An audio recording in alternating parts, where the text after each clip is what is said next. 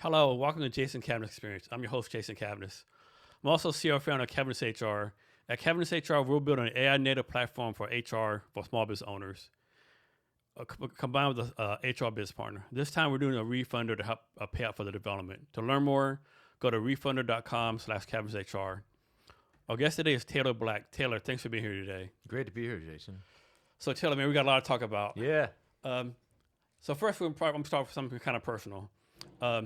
You were homeschooled for high school for the whole 12 grades, or Yeah, all the way to undergrad. so? Do you feel like you missed out on anything? Not Like at all. no, as far as like social, they say like you missed on the social aspect or anything like that. Yeah, well, there's a couple of different ways of homeschooling. There's kind of the family alone out in the woods somewhere, maybe, and they only, see the parents. And I think that's a popular misconception of what homeschooling is. Sure, you can do it that way, and that's not the right way of doing it. The way that my family did it, we were part of a big homeschooling community here in the Seattle area. And so while we did a lot of our studies at home, we would meet a number of different times during the week with other groups of homeschooling families um, and go over subjects that maybe my parents didn't have expertise in. Sometimes a retired doctor, we'd go over to their house and take our biology classes there. And so it really ends up being kind of a more homegrown ecosystem where there's still lots of socialization, lots of getting to know other people and having all of those social skills. And of course, participating in programs like Civil Air Patrol or the Boy Scouts and other civic organizations like that end up being part and parcel too.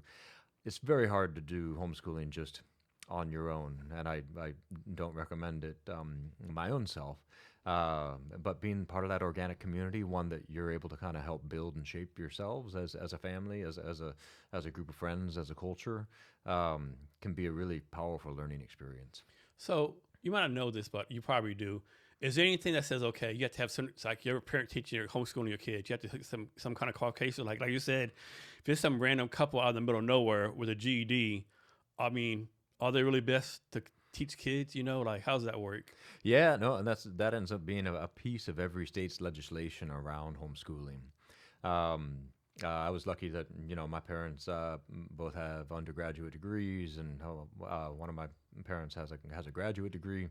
But more importantly, I think it ends up being ensuring that as a parent, you're cognizant of your own limitations with regard to being able to teach, and with particularly with regard to different subject matters, and ensuring that you're participating in a community where those can be covered.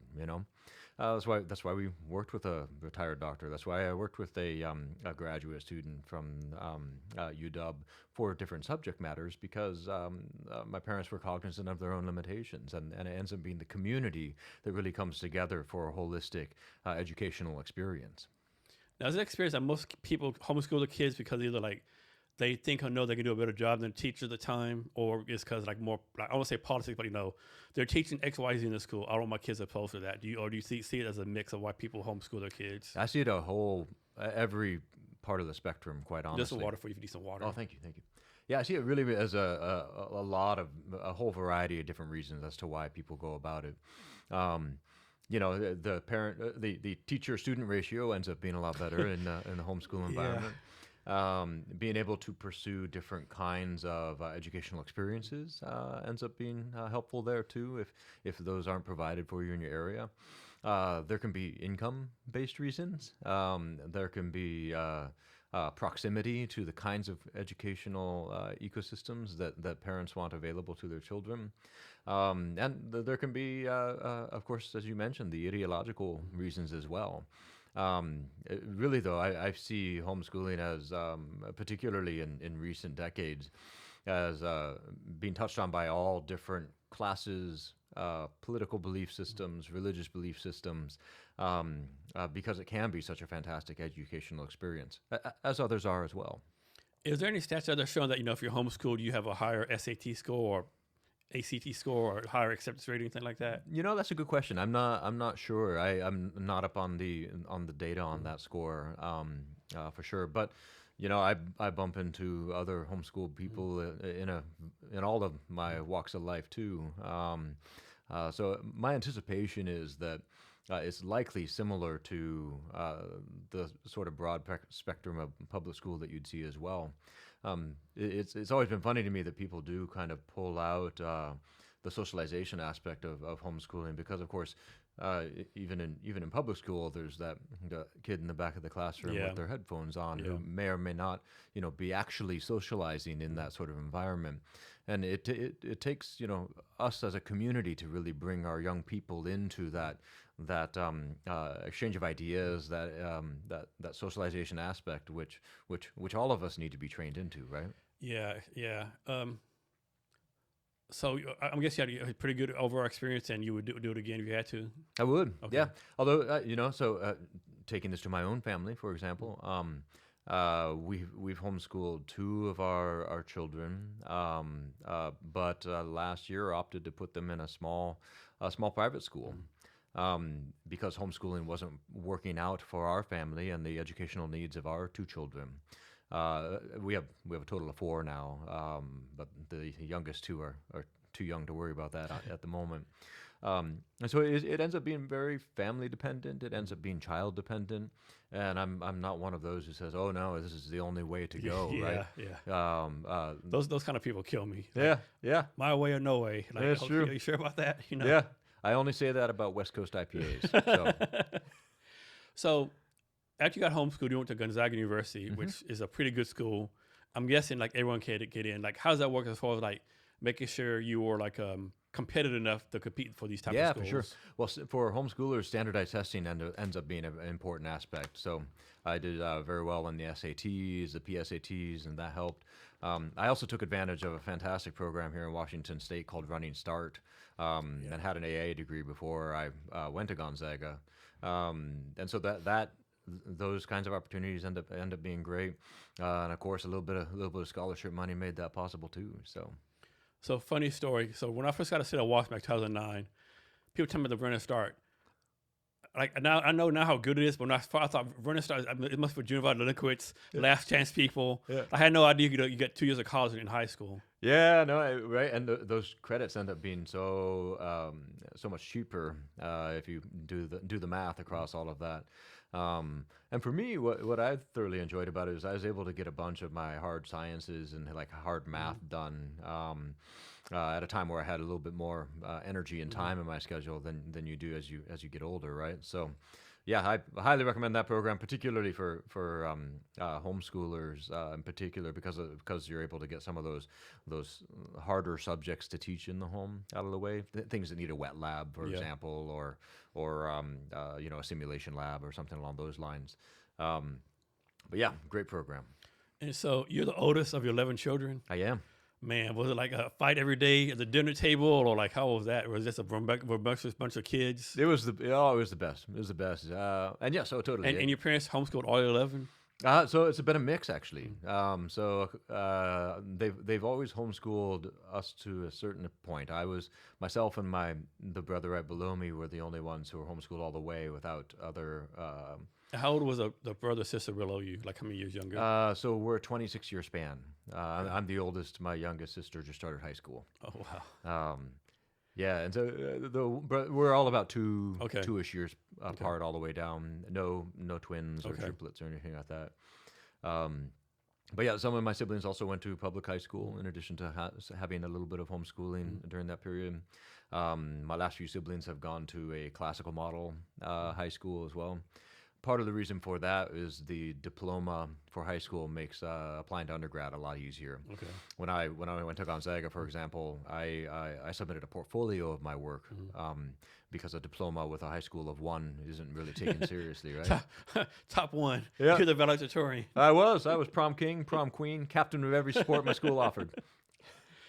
Funny. And you're Byzantine, Ruthenian Catholic? Yep, Byzantine Catholic. So I'm Roman Catholic, but I don't really practice anymore. Like I still I have like crosses on my body and stuff, but like what is that? Like a different sect of Roman Catholic? Like, what is that? Yeah, so Roman and Byzantine end up being different rites of the Catholic Church. Is that where we talk about the schism? or were you, like No, back in the day? that a little bit, but that Okay. where the schism really happened is kind of between Catholic and Orthodox. Okay.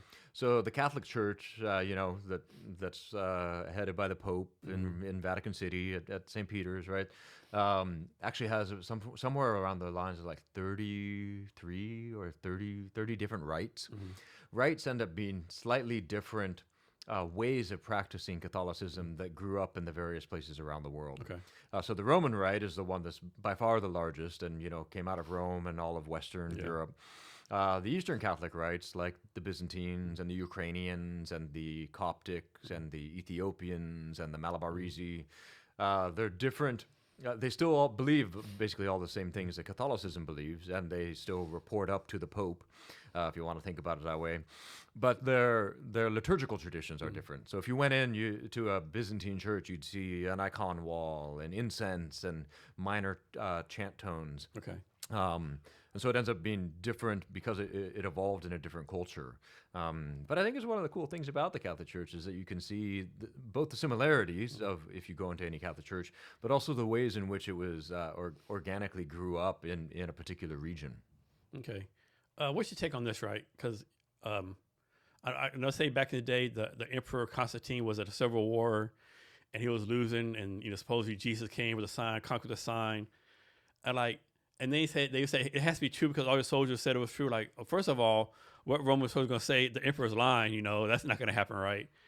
I think, is it true? I don't know. I think it's definitely a good story, or was just like political expedience, right? This constant emperor, like, I'm losing, let me take over this religion and use it for my own, use it political experience. Like, people say, like, you celebrate Christmas is really like some pagan festival all combined, right? What's your take on all that kind of stuff? Yeah, I mean, there's a bunch of different directions you could take that in many ways. I think the way that Catholics would take it is that it did happen, that it is real, right?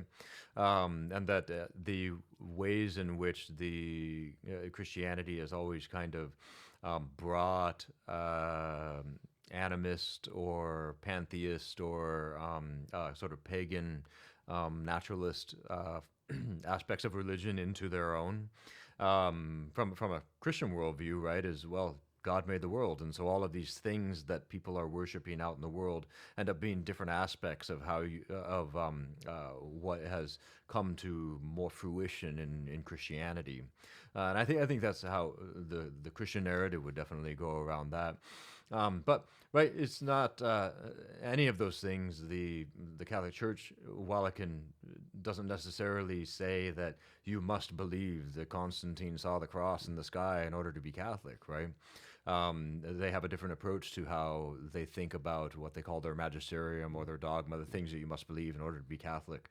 That said, there's a lot of strange things in the world that we don't have a lot of great explanation for, and I've seen some of them. You've seen some of them. Everybody I know has seen some of them. And so being able to have a narrative around it when you weren't there to kind of have the sensory experience, becomes a little bit complicated. My thing is, like, let's say, for example, Constantine did do it for ulterior motives. He didn't really believe in Jesus as a God. Like, it's an opportunity.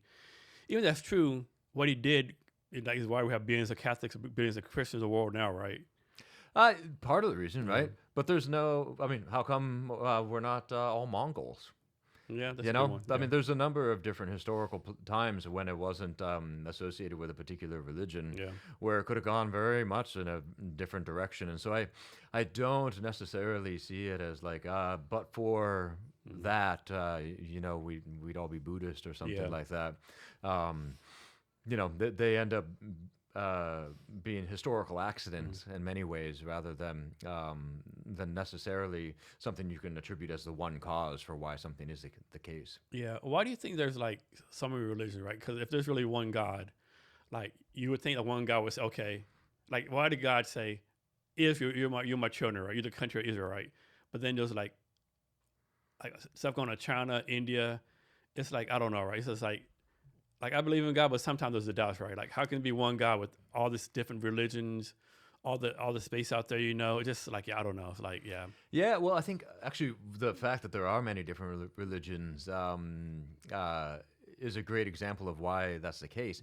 Right, it could be the case that, if we believe that there's one God, that all of a sudden all of us would hear that one God in our heads telling us, "I am the one God." Yeah, and this is how exactly to right. do it." Yeah, But look, what would happen, right? Is then we're automatons. yeah, We don't get to discover this deity or whatever yeah, on our own with our own intellect, on our own free will, and that's kind of a boring level of God, right? Where you're just like, yep, and you all will do my will because I'm directly commanding you. yeah, So in many ways, to me, I think that the evolution of a variety of different religions, all of the different ways in which that's come about, ends up being a wonderful piece about how we, in my view, were made as human beings. Because I wouldn't want it to be forced yeah, in one way. I want to be able to figure it out in with everybody else. What is clear to me though, right, is that we really can't operate as people without worshiping something. it's like ingrained or DNA or It is, something, right? right? Yeah. We can't not. It's ourself. It's our political leaders, our a cow. Yeah. We got to worship something. That's just kind of how we're made. Yeah. So Yeah, we have to worship something, right? And like, I think there's a comedian, Ricky Gervais or whatever. He's an atheist. He's like, what do you get mad at me for? Like, there's been thousands of gods. I just believe in one less God than you do, right? Yeah, it's very interesting, I think. So this, I have a theory. Is hopefully it'll happen. Like, like a lot of people want like this. How I think alien can take over the world. Mm-hmm. All they have to do, remember back in the day, the Spanish conquistadors, they were the Inca Empire, and the Inca Empire, in the books, the god was like golden hair with boats, and they came and they just worshiped him. I think it's like one alien came, okay, I have to have some kind of power, like read our minds or something, or do whatever, and said, I'm your god. I think half of us would like worship him, other half would like call bullshit, right? yeah. Well, right. It's funny because aliens, aliens could exist for all I know, and it wouldn't really change much about what I believe. No, because still got to pay mortgage. Oh, yeah, exactly, right. And in many ways, it still just begs the question, like, anything in the universe ends up having to be created in some fashion, and so how sweet. So there's aliens, and there's another race, and that's or whatever. That's great. What do you worship? Yeah. My thing is, I know a lot of people out there like, I want aliens to come. We need aliens. I'm like, I don't want aliens to come, right? Because just like the Spaniards came to the Inca Empire and destroyed it. Yeah. Like if the aliens can come here, it can easily take control and like do whatever bad things to us, right? So I'm not one of the people like, I want aliens to come, right? See, well, one of my favorite science fiction trilogies, it's the Remembrance of Earth's Past trilogy. Actually, Netflix just started a series on it. As well. It's also known as anyway. It's a set of 3 books by a Chinese author, Cixin Liu. I'm not sure I'm pronouncing his name right, but it offers a fantastic take on aliens and how we might encounter them.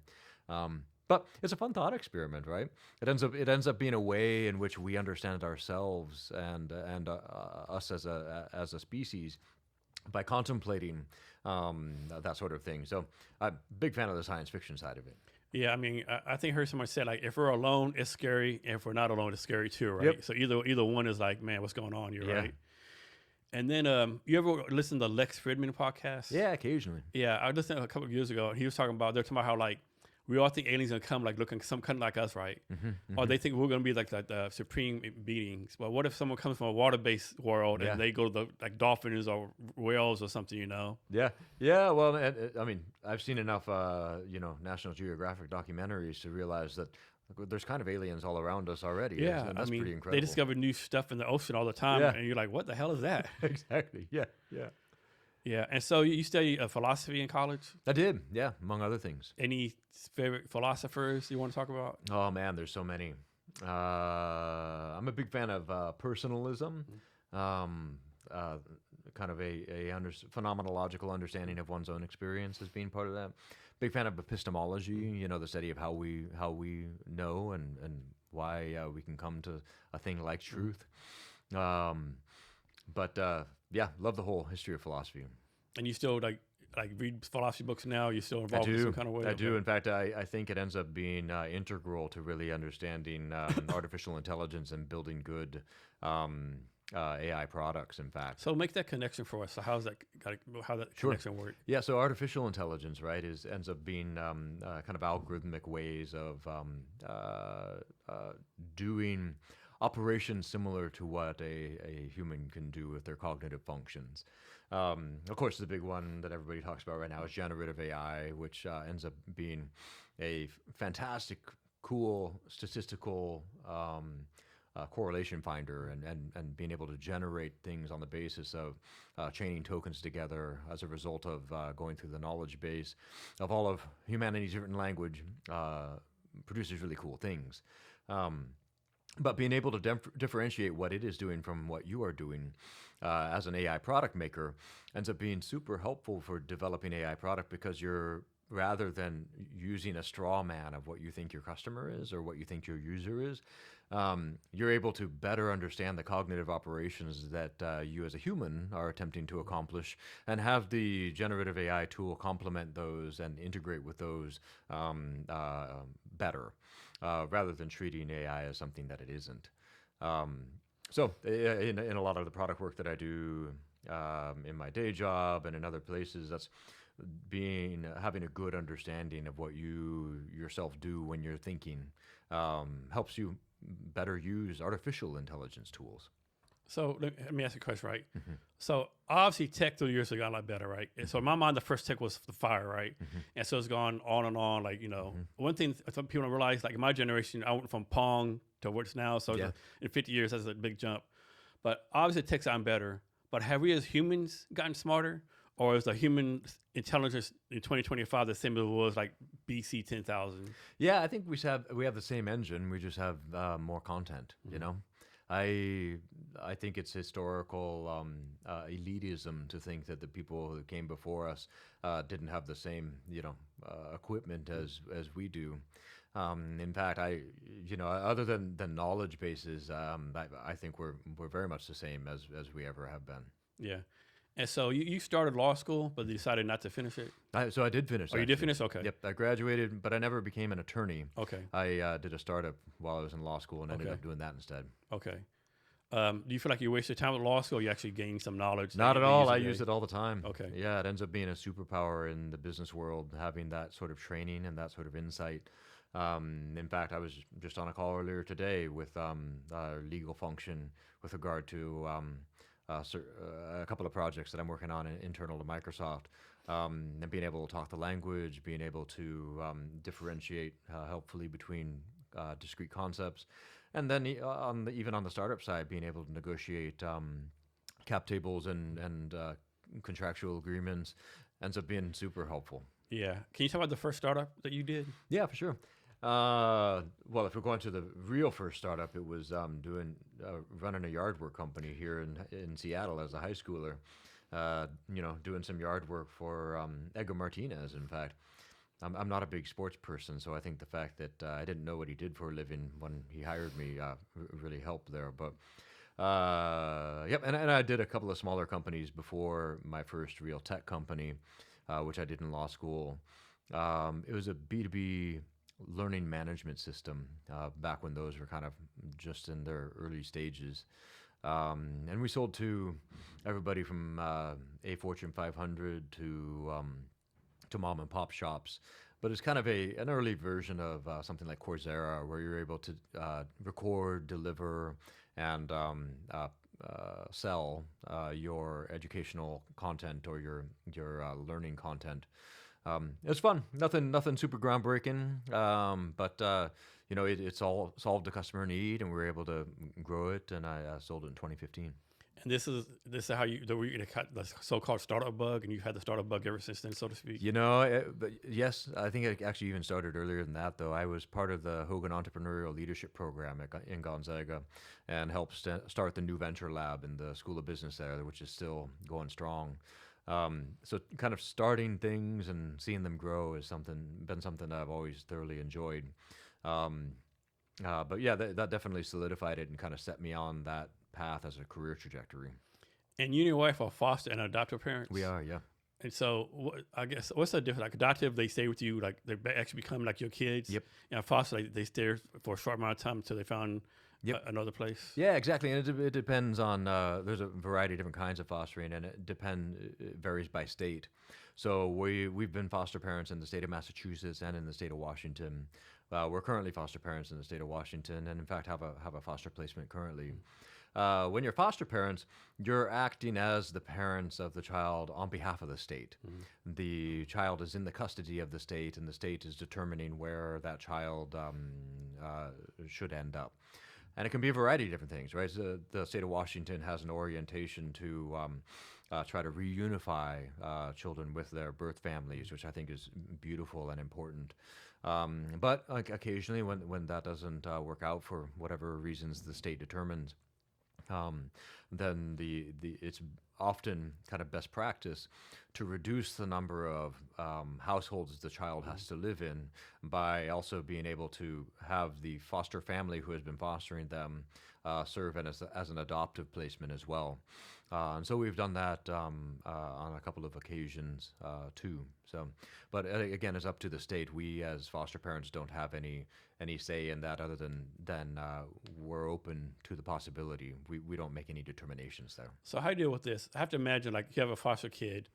How do you keep from, like, being too personal, too involved? Like, does it, like, break y'all's heart? Like, like Mary Sue been with you for like 6 weeks. I'm obviously making this up. Mary Sue been for 6 weeks. She's a doll. She's a perfect kid, or even if she's not a perfect kid, like, she's in your heart, and then they say she's leaving forever. Like, how do you deal with that? I can imagine it's incredibly hard, but you can't hold anything back, right? Because the child needs all that attachment, all that love and that care, as if you were going to be there forever, because it's that attachment that is so important and formative for their biological, social, emotional, psychological development. It's what they need. And so you have to give them all you have. And holding anything back is not doing them a justice, right?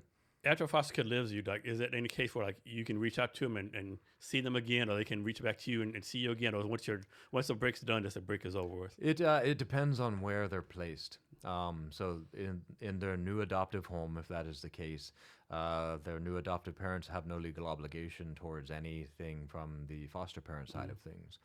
Now, that child, once they're 18, can do whatever they want in terms of being able to reach back out to the state and find who their foster family is and reestablish connections that way if they so choose. But the state, once the adoption has happened, the state no longer has any legal rights in that case either. It's the adoptive family who is now that child's parents, and it ends up being up to them. Okay. And, like, how do, like, people get picked to be foster parents? I guess there's some application. There's an application process. Yep. You have to pay some kind of money, or how does that all work? No, so there's no money really that you get paid as part of that. But you apply to be a foster parent, and then you go through months of training and months of passing tests and examinations, not from an academic standpoint often, although there's a significant amount of academic part that goes into that, as well as training around first aid, how to handle different kinds of social emotional needs with children, health needs, all that sort of thing. And there's recurring education that happens every year. They also do full background checks. They interview extended family members. They interview friends. They do a full analysis of your financial situation, all the whole 9 yards. And you're licensed as a foster parent. And as a result of being licensed, you have to maintain your license as part of that, similar to maintaining your license as an attorney or as a nurse or something along those lines. And you then are kind of in a pool of foster parents who are open to being able to take certain kinds of placements. And you articulate what those placements are, right? And you don't have to say yes to any placement.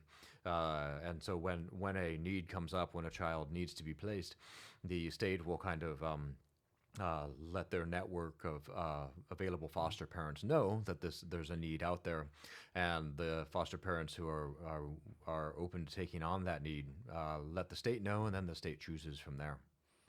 I'm guessing each state has its own different qualifications. They do. Okay. Yep, and you have to be licensed by state. Okay. All right. Has it ever happened? I'm pretty sure it has, where, like, someone knocked your door and said, I know my kid's here. Give me my goddamn kid. So the state's very good about keeping that information separate, and that's Okay. part of the training that you Okay. do as well. Um, but it can happen, you know. Best kept things can Yeah. go awry. But really, the state does a fantastic job of not only kind of keeping that separate, but also being the interface with the family, right? Because it's not the foster family had nothing to do with the decision, and nothing to do with the child's trajectory. Okay. They have no legal standing in any way, shape, or form in the entire matter, and actually are given very little information as to the whole situation, because the state keeps that on their side. And so, how many like kids have you fostered so far? 6. 6. And from your experience, do these kids like how put this? Well, sound like I'm a jackass. Do you have like any like emotional problems, mental problems, like like scarred for life trauma, or just the whole? Well, I whole mean, thing? the often the reasons for for entering care end up having some trauma-related aspects to it, right? The state only removes children if there's a health or safety concern, and so that can be an aspect of it. But as far as foster children or adopted children being any different from, my friends' kids, I see the same sets of concerns in kind of all walks of life. And that's not to diminish the experience of foster or adoptive children, but it's also to say that they're not dramatically different than any kid you might meet on the street. Are you able to tell the system, whatever the system is, like, hey, Mary Jane's been here for 6 weeks. We get along. We want to actually adopt her. How does that work? No, so the state has complete control over that. Okay. You can't say, like, put the words in there, hey, she's doing a great in my family. She'd Nope. be a good adopted person. Nope, it doesn't work in that direction. Okay. What would happen is that the state would say, we've done our diligence. We've gone through the processes on our side, and it seems in the best interest of this child to place her with an adoptive family. Okay. Would you be open to that? And then at that point, you would say, "Hey, yeah, it's Okay. been working out great, and we'd be open to that." But you can't put the idea in foster parents can't put the idea in the state's heads Okay. because not because we couldn't tell them that, but because it's just not any part of the process. Like it doesn't work that way. Can you talk about a little bit, like either how hard or how easy the process, how hard it is, how easy, how expensive, like the whole process? Does it take 2 months, 6 months? I feel like 2 years, or is it like case by case, state by state? It depends on how much energy and time you're putting into it, but it is I think it's at least 9 months, maybe closer to a year. Primarily because there's a bunch of background checks that need to happen. You have to get certain things in your home done so that it's safe for children. Hitting a bunch of those requirements, and so there's a lot of work that goes into that. It doesn't cost you any money that I recall. I mean, I've been licensed for like 15 years now, so and a lot of the stuff is free for the licensing process because they don't want to make that a burden or a barrier. And there's great organizations like Amara here in the state of Washington, especially on the Western Washington side, that act as a helper for foster parents in that whole process as an interface to the state.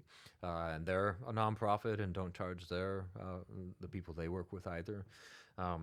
Because the foster care system ends up being one that always needs more participants who are there for the kids, not for themselves, and definitely not for the money.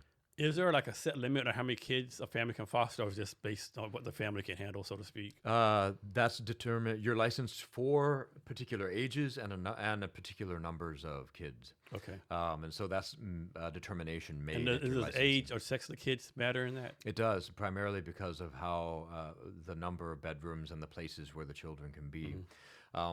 Any child over the age of 1 in Washington, and these might have been updated in the last 6 months, so I might not be saying exactly how it goes.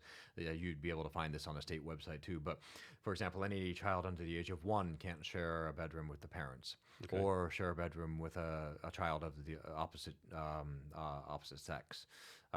So, for example, we have 2 children bedrooms in our house. And we can't have more than three, based on the size of the room. We can't have more than 3 girls in one room and 3 boys in another room, Okay. and we can't mix between them Yeah. because of that state statute there. What age kid do you usually foster? It's a variety. We've gone as early as 11 months and as old as 6 Okay. when they come into the home. Okay. And as far as like when you adopt kids, what's the process for that? Is it like a hard process too, or like? It varies. So the way in which the process generally goes is you're going along fostering a child, and then the state comes to you and says, hey, so the child you've been fostering, let's talk about them. Looks like we're not going to be able to make reunification happen for whatever reason, and we generally don't know what that is. And we've done the extended family search, because they always do an extended family search, see if there's other family members who are able to care for this child. So we'd like to talk to you about a possible adoptive placement. Some foster families explicitly at the beginning of their licensing process are like, we won't adopt. And so the state won't come to them in that context generally.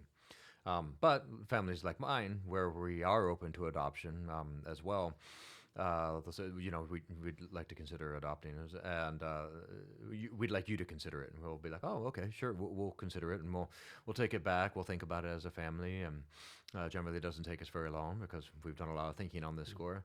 And we'll say, sure, that we'd like to move forward with that. That process can take anywhere from like 3 to 9 months.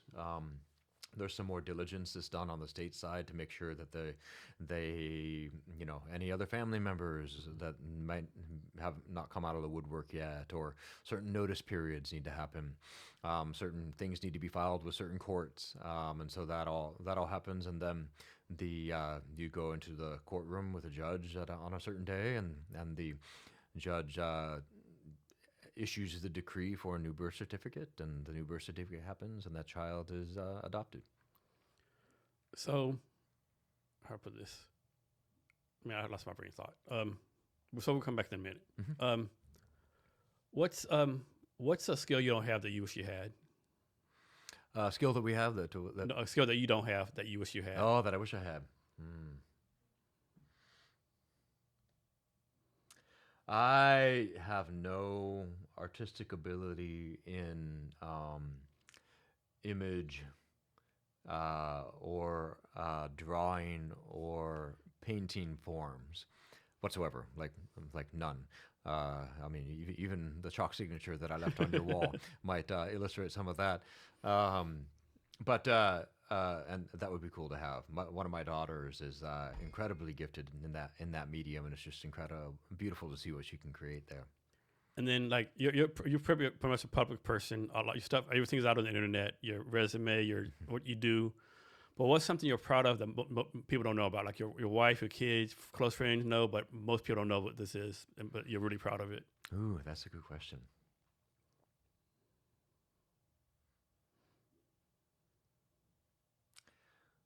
That's a good question.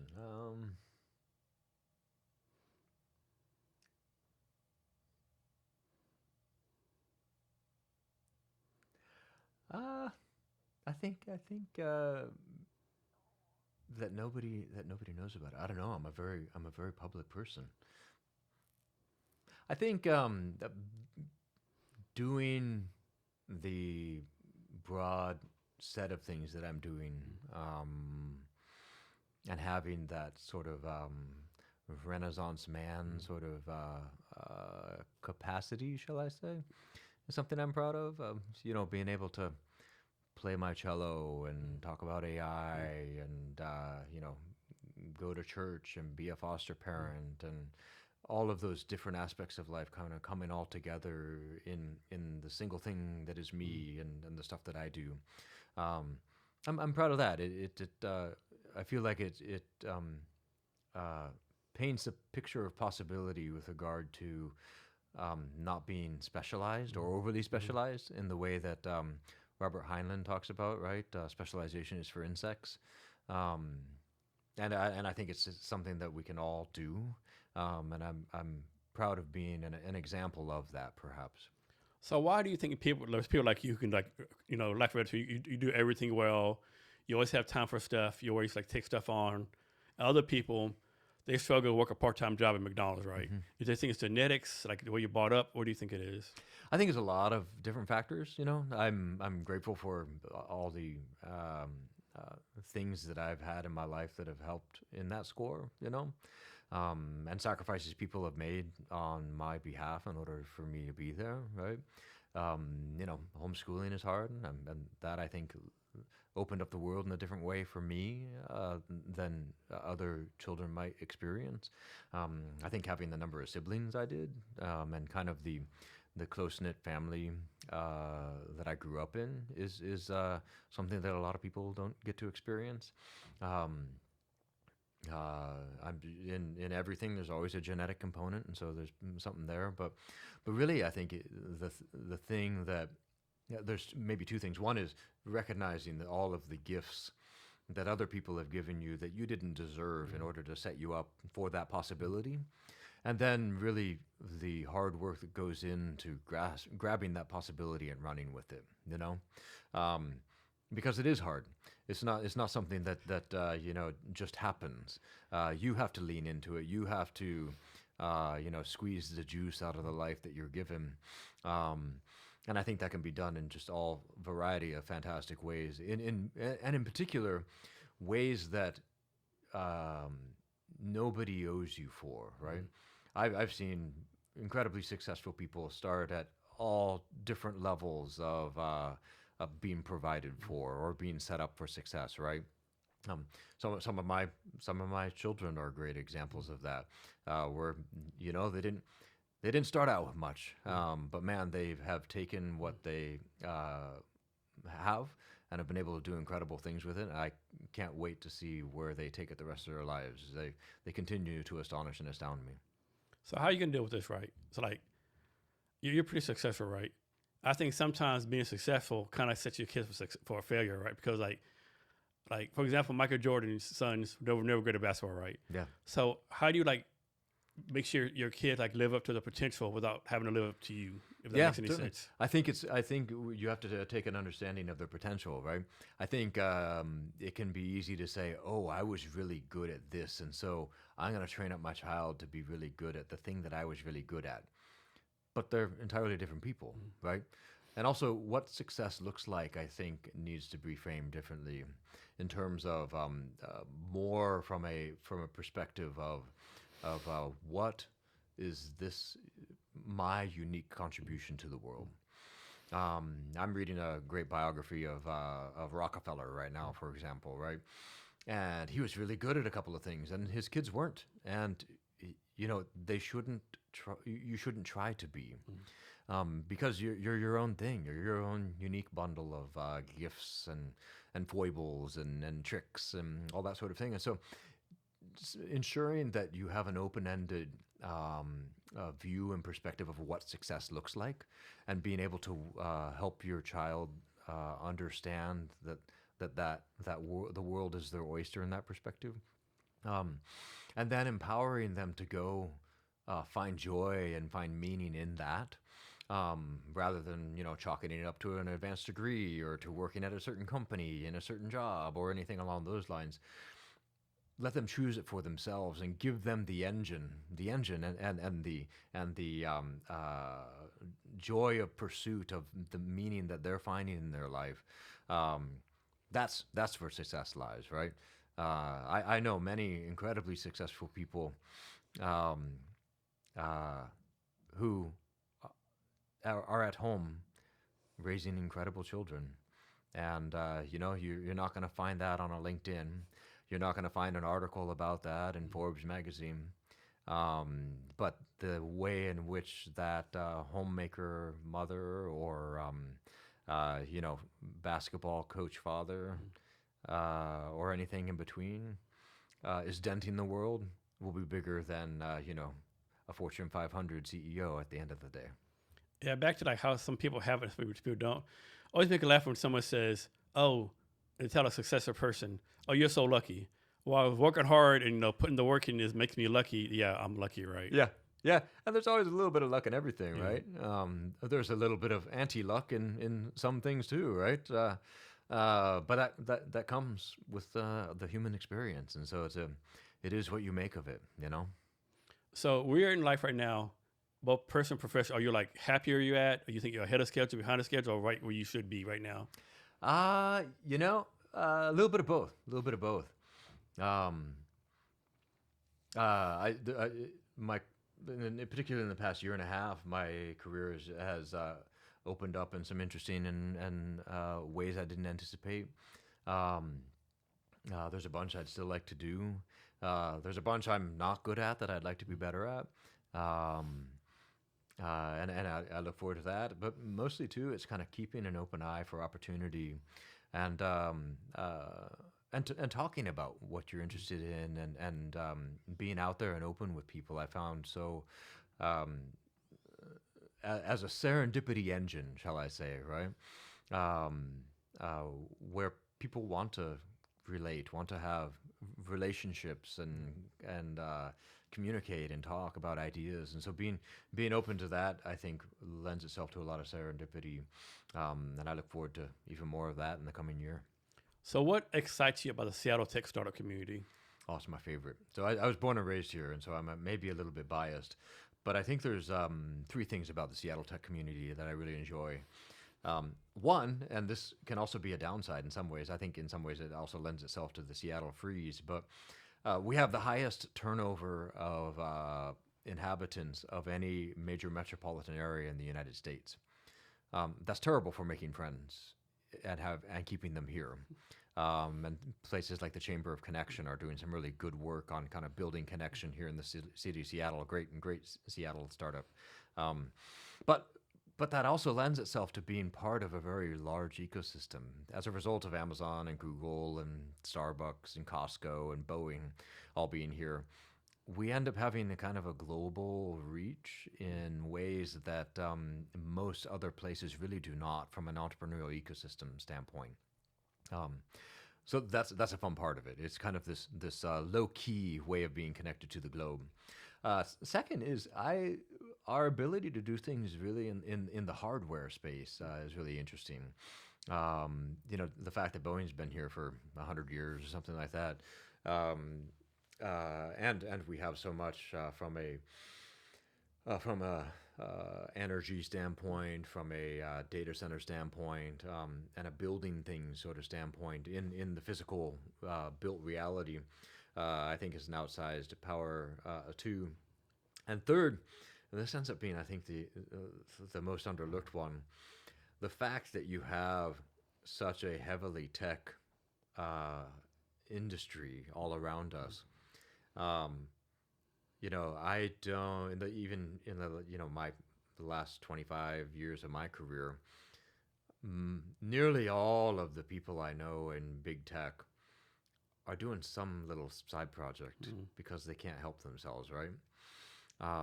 And so the boomerang or the leaving to start a thing and then going back to the big thing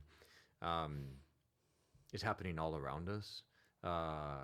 In really interesting ways, where you're able to kind of have a better work-life balance as an entrepreneur, because you have a little bit of big tech money under your belt to go start your thing. In some cases, ends up being kind of unique, I think, to the Seattle ecosystem. Because a lot of the other ecosystems just aren't set up with that symbiosis of big tech adjacent to the startup ecosystem. So follow-up question, what's like either disappointing to you about the Seattle tech scene, or like what the Seattle tech startups should be doing better or could be doing better? Yeah, I think there's two. One, we need more parties, man. Like parties are where people have those long conversations that go into the night. That's where you're able to talk about your nifty little idea before you go out and raise for it. Like if you're only talking about your idea when you're ready to go raise for it, like, oh man, like that's a whole layer of conversation and getting better. That should be happening more at house parties, at little social get-togethers. The Seattle freeze and our notoriety for it is such a sad thing to me from a Seattle native perspective, because in the end there is a lot of socialization. It just ends up like you have to be part of a smaller group or something like that. No, we need to bust that wide open, and every party you have, and 25% of the people should be people you've never met before. Have those conversations, share those ideas, do things like Kirby Wilbur is with, where I saw you last, actually, right? At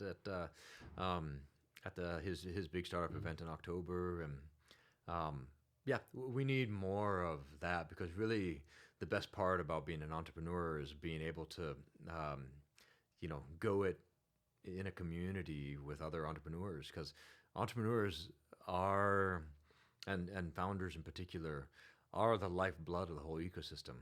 Without a founder, there's no venture. Without a founder, there's no team. Without a founder, there's no product. And so we need to, found together and be in communities together, so that we understand and can share the things that we're working through, and how we're building, so we can build better. Yeah, unfortunately, it seems like sometimes these VCs and investors forget that sometimes, right? Unfortunately.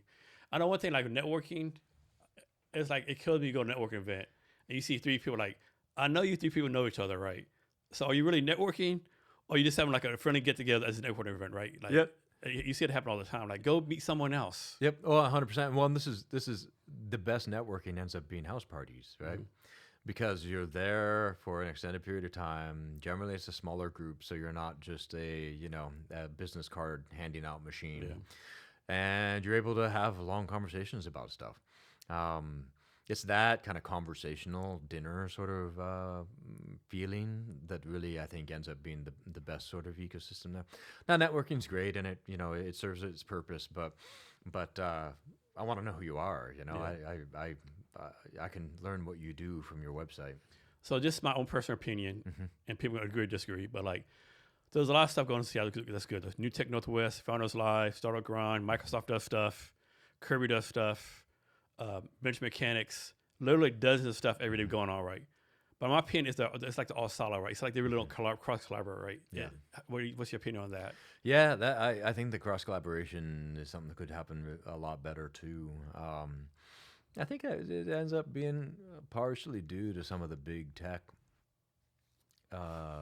trying to get involved in the ecosystem. I think they should, but I think it can often be a little bit myopic or maybe heavy-handed, where they'll have an event and it ends up being more like service provider sorts of networking, right? And looking for business development sort of motion, rather than I'm just having this event to have the event. And I think that generosity, that kind of selflessness in the situation where if you don't get a single BD deal out of that thing, and still counting it a success, I think there's a way in which we could think about event metrics that would be more helpful in that vein, where it's like, no, we're just going to have the event and people are going to have fun, and that will be good, all we need from that. Yeah, I do a lot of events. I did an event for Seattle Tech Week called Seattle's Got Tech. It was like basically a tech trade show for 16 startups, right? Yeah. And my mix for success, 3 people helped me set it up. They all got jobs from the event, right? See, bam. And so that's to me, that's a win, right? So here in Seattle, we have like Costco, Starbucks, Amazon, Microsoft. One company people don't talk about enough is Trident Seafoods, a $1 billion seafood company, right? What is it about the water or air in Seattle, right? Why has so many successful companies been from Seattle? Man. It's such a place of natural beauty, I was in search and rescue for a number of years and spent a lot of time in the Cascades and still do. I love my trail running out there. And I think there's something about getting out in nature which lets you see things that in the words of Gerard Manley Hopkins, don't share man's smirch and bear man's smell. Helps you see things in different ways, That's my positive view of why Seattle does it. My negative view is, if you've been having weather like we've had the last week and a half, there's nothing else to do. You gotta, sit in your basement and tinker. I think probably both of them are kind of true, right? Yeah. And sometimes you need the carrot, sometimes you need the stick in order to make it happen. Yeah, the weather here has been bad. I know a lot of people here today in the state of Washington, especially in the Pierce King County, there's a lot of flooding, a lot of people out of homes, rivers. Yeah. Like, have you seen the picture of the Snoqualmie Falls, like before and after? It's freaking insane. Yeah, no, it really is. even for a place known for its rain, we've Yeah. been having a lot Yeah, of this rain. is a lot of rain. Like, if we say it's a lot of rain, it's a lot of damn rain. Yeah. Yeah. Yeah. So as far as Microsoft, and you might not be able to answer this right, does the politics affect Microsoft at all? The reason I ask because I know we just had like a socialist mayor elected, and someone from Microsoft, I think it was the president, basically said, "We're going to see how things go, but we have a plan to go to Vancouver, right?" So is that just like a threat you think, or just like Yeah, I don't recall hearing that okay, statement. It indeed may have happened. I'm not sure.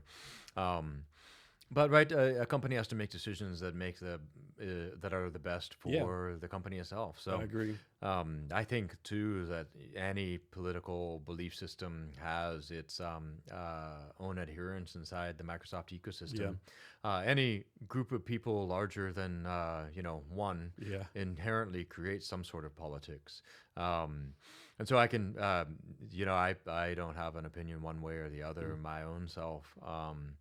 And Microsoft's kind of global presence yeah. allows it to do things best in the different ecosystems where it exists for the purposes of the company. It's my But thing about Microsoft is basically its own little country, right? yeah, yeah, it is.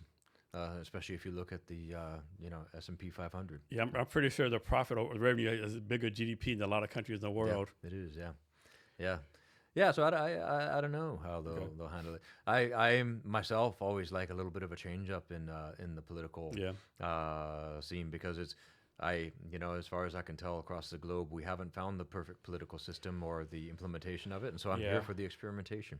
yeah. So maybe I'm coming to make this up. Like maybe 5 years ago, I'm speaking generalities. 5 years ago, everyone's telling like kids going to high school, get a degree in software development, become a software development coder. You have a job guaranteed. Now, if you get a graduate with a junior college degree in software development, you're kind of fucked. Yeah, Can you talk about how that happened and so fast? yeah, yeah. No, it is a big shift there, and I think this is an important understanding with regard to what college is for.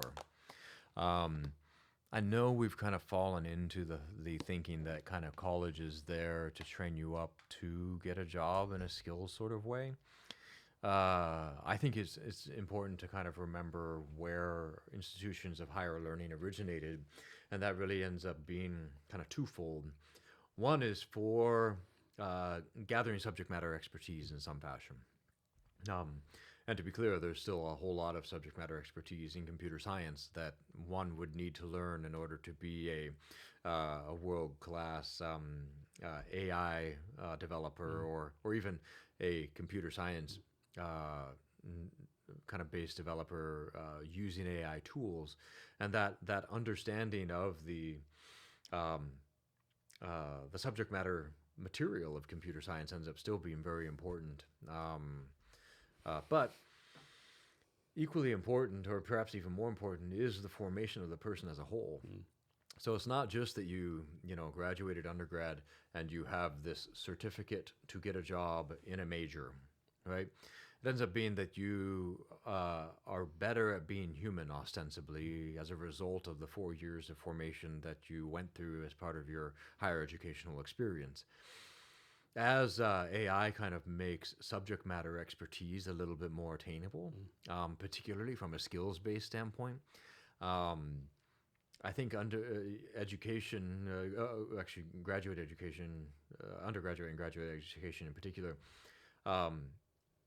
needs to shift a little bit more back to its roots in terms of whole person formation. What that allows you to do, right, as a better formed human being, is that you have better metacognitive strategies for understanding how you learn in a variety of different subject matter areas. It gives you license to get a job in a variety of different subjects rather than just the one that you majored in, perhaps, right?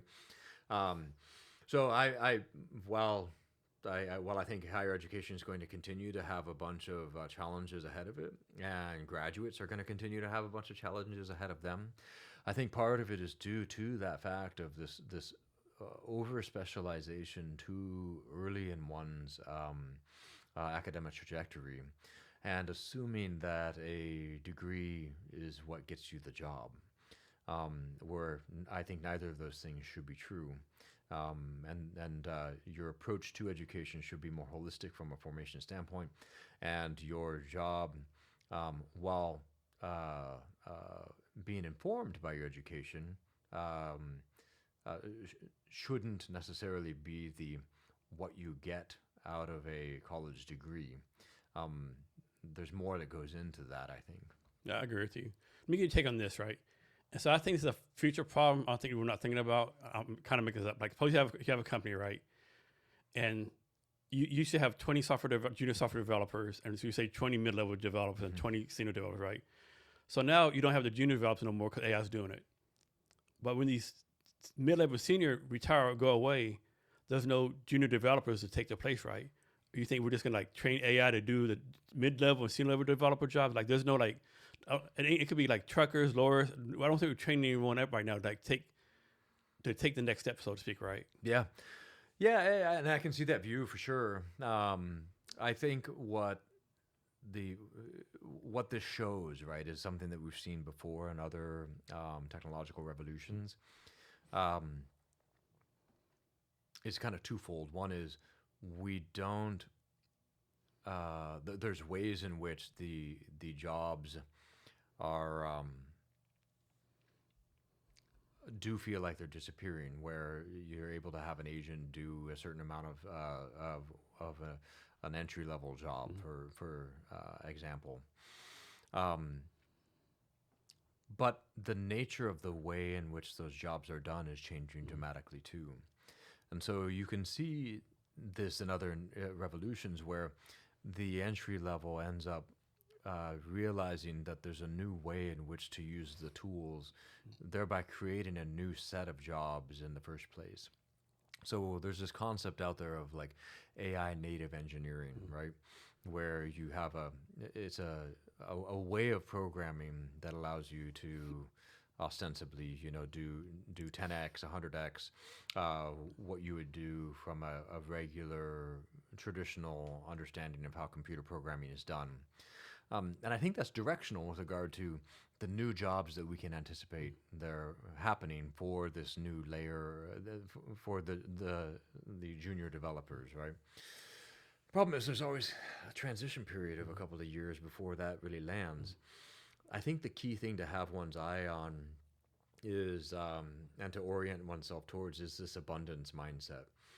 And yeah, I don't mean it in any sort of wishy-washy sort of way. What I mean in this by is when we came out with looms, for example, for making cloth, rather than having to have human weavers do it, all of a sudden a whole bunch of people got a whole lot more clothes, right? And so it's that we need to kind of reframe our understanding of work, reframe our understanding of what's possible from a problem approach. Kevin Scott is fond of framing it as what impossible things are now merely difficult. And because they've been impossible for a while, it takes us a while as humans, I think, to kind of think, oh, I hadn't thought about that problem because it was an impossible problem, and so I just wrote it off. But now I have a different kind of tool, a different kind of way of operating that allows me to approach that problem substantively. And it takes a few years for that transition to happen. My finger in the air, I'd say somewhere around 5 to 10. And it can be rough during that period of time. But changing one's mindset in terms of education from I'm being formed as a human to be good at many things, and my major doesn't necessarily mean that I will get a job specifically in that. I might have to think a little bit more creatively with regard to the application of this very broad tool set that I've acquired, allows one to kind of weather that a little bit better. Yeah, I definitely have your mindset right. For me, it's like, what problem is unsolvable today that we're going to solve in 20 years, right? It's going to be like, are we going to be like, going from here to Mars in 6 days to 6 months? Like, we're going to solve, Yeah, exactly. And how do we approach that? And how do we understand the new tool set and the new set of capabilities so that with our incredibly creative genius minds that we have, can realize that with that particular set of tools, we're now able to achieve something different and shape our questions and our problems better. I've heard people say, like tech can solve every problem. Do you believe that tech can actually solve every problem? Well, I still wake up in the middle of the night to hold my 3-year-old because they had a nightmare. And I don't necessarily want tech to solve that problem, Uh-huh. right? And so I don't believe that. Okay. I think tech's very helpful. I think tools are very helpful. I'm grateful for the post hole digger evolution from the shovel, right? When I was doing that, Yeah. I was grateful for when I ran my yard work business to be able to put a carbide tip skill saw blade on the end of my weed eater in order to take out black I'm bears. happy for AC in the summertime. I'm happy for ice. 100%, 100%. But tools are great, but they don't solve some of the most important and fundamental problems that we as a species encounter. You know, so I'm very bullish on tech. Don't get me wrong. Oh yeah, yeah. But it's not the universal cure all. So a lot of people talk about ethics and AI, right? Like, should we be even worried about AI and ethics? Is that really things we're like wasting bandwidth on? And if it is, like, how do we make sure? To me, like, how do you make sure that people doing the coding, the LLMs, like, are ethical, right? Is that a responsibility for the government, responsibility for Microsoft? Like, who's responsible? Is it the person coding to say, okay, this is not right, let me do the right thing? It's all of the above, right? Because AI, like any other tool, requires an owner's manual in some ways, right? Hammers are great for pounding nails, but if you use it to, thump somebody on the head, then that's not great. Nuclear power is incredible, but if you put it inside a bomb and drop it on people, that's not great. And so any tool that we have, any sort of new thing that we come up with, necessarily requires us as humans to be responsible for our use of it. And what do you mean by be responsible? Well, the person who's developing the tool, who's the actual one hitting the keys that are, training the particular model. It means that person's boss who's providing them the incentives to do things one direction or the other. It means the company that the boss is in charge of, and the shareholders and investors who are part of that, and the influence that they can exert one direction or another with regard to the use of that technology. It means us as consumers of the technology saying, hey, we don't want this, or we do want this, by voting with our feet and our dollars and our usage of the products. It's our political leaders who have been chosen by us in most of the places in the world, and our ability to kind of give them the direction, and then them working on our behalf to ensure that we are using these tools in ways that we as a species, as a country, as a culture should be. And so yes, it's all of our problem. I'm very suspicious of solutions to problems like this that don't involve me having to do some work myself. So yes, it's all of our problems, and we should all be working towards it. And part of that means putting down the phone and picking up my 3-year-old at midnight or whatever, or spending a little bit more time talking with the person in the bus rather than just candy crushing my way through my commute. And it's hard, but it's good. It's good because it's cut from the best of us rather than letting it happen or just being laissez-faire about it. I think in most places you read either like it's basically the U.S. and China in this AI race right now. Is there like a third country out there that people really don't know about that's really like almost behind us and like on our heels as far as AI development, AI stuff? I don't know. I mean, I'm sure there might be some theories around that. I myself am not aware of any. I mean, we end up being the big global superpowers in that space. Right, and it's similar to the nuclear arms race in some fashion, where it's like, if you have something big and bad, then the other person has got to have the big and bad too. Yeah. And I think there's a certain amount of truth to that, and I think history proves that out. It's not necessarily the most ethical actor who wins the war. But also that doesn't absolve us of our humanity. That doesn't absolve us of the ethical and moral decision making that needs to be a part of that either. There's a reason why we have international war crimes bodies and things along those lines. And no matter what the practical situation is, we can't throw our humanity. We can't throw what's best about everything that we've gotten to so far in the world as a species, as a culture, out the window merely because of the boogeyman. So it's a hard tension, but it's one that we have to navigate. Why do you think, as a human, it's like we always have to do things better, right? You always have to make a better iPhone, make a better bottle of water. I mean, I could be wrong. I don't think any species does that, right? I think we're the only ones like, every day we have to do something better. Right?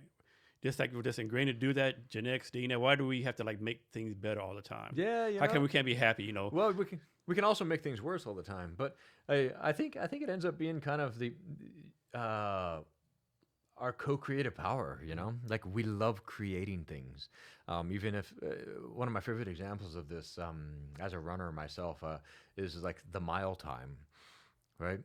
As soon as somebody shows that it's possible, or marathon time, as soon as somebody shows that it's possible to run it at a certain speed, people realize that it's something they can strive for, right?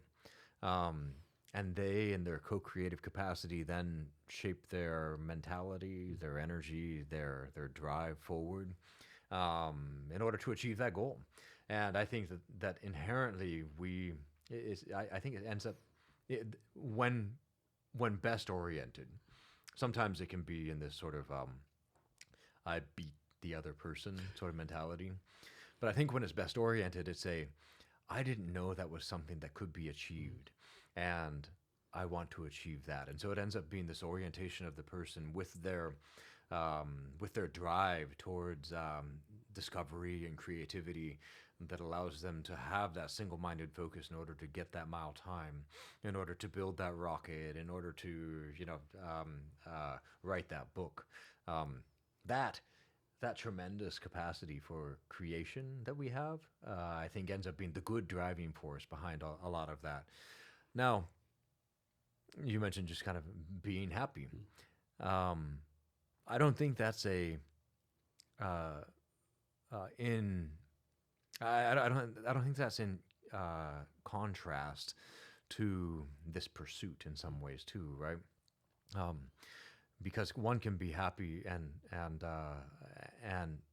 be pursuing that desire to achieve in the pursuit of that happiness. You can think of it as a monk, perhaps, in nirvana, or a monk sitting there in this state of being present, that still owes its pursuit to that desire to know, to understand, to create, because they're creating that sort of silence and stillness in themselves too. So yeah, I mean, as you might have been able to ascertain, my primary pursuits end up being more dopamine focused than serotonin focused. But I think that the serotonin focus ends up being still having its basis in that joy of creating.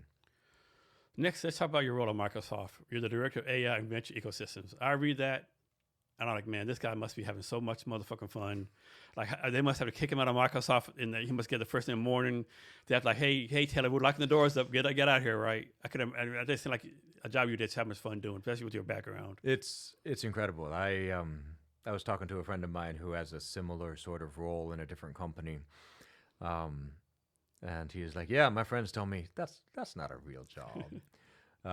Yeah, but I'm incredibly grateful for it. I wouldn't have been able to tell you, 6 years ago, 7 years ago, that this would be the trajectory. And so I'm grateful for the opportunity to let me here. But yeah, what I do at Microsoft is kind of in three different veins.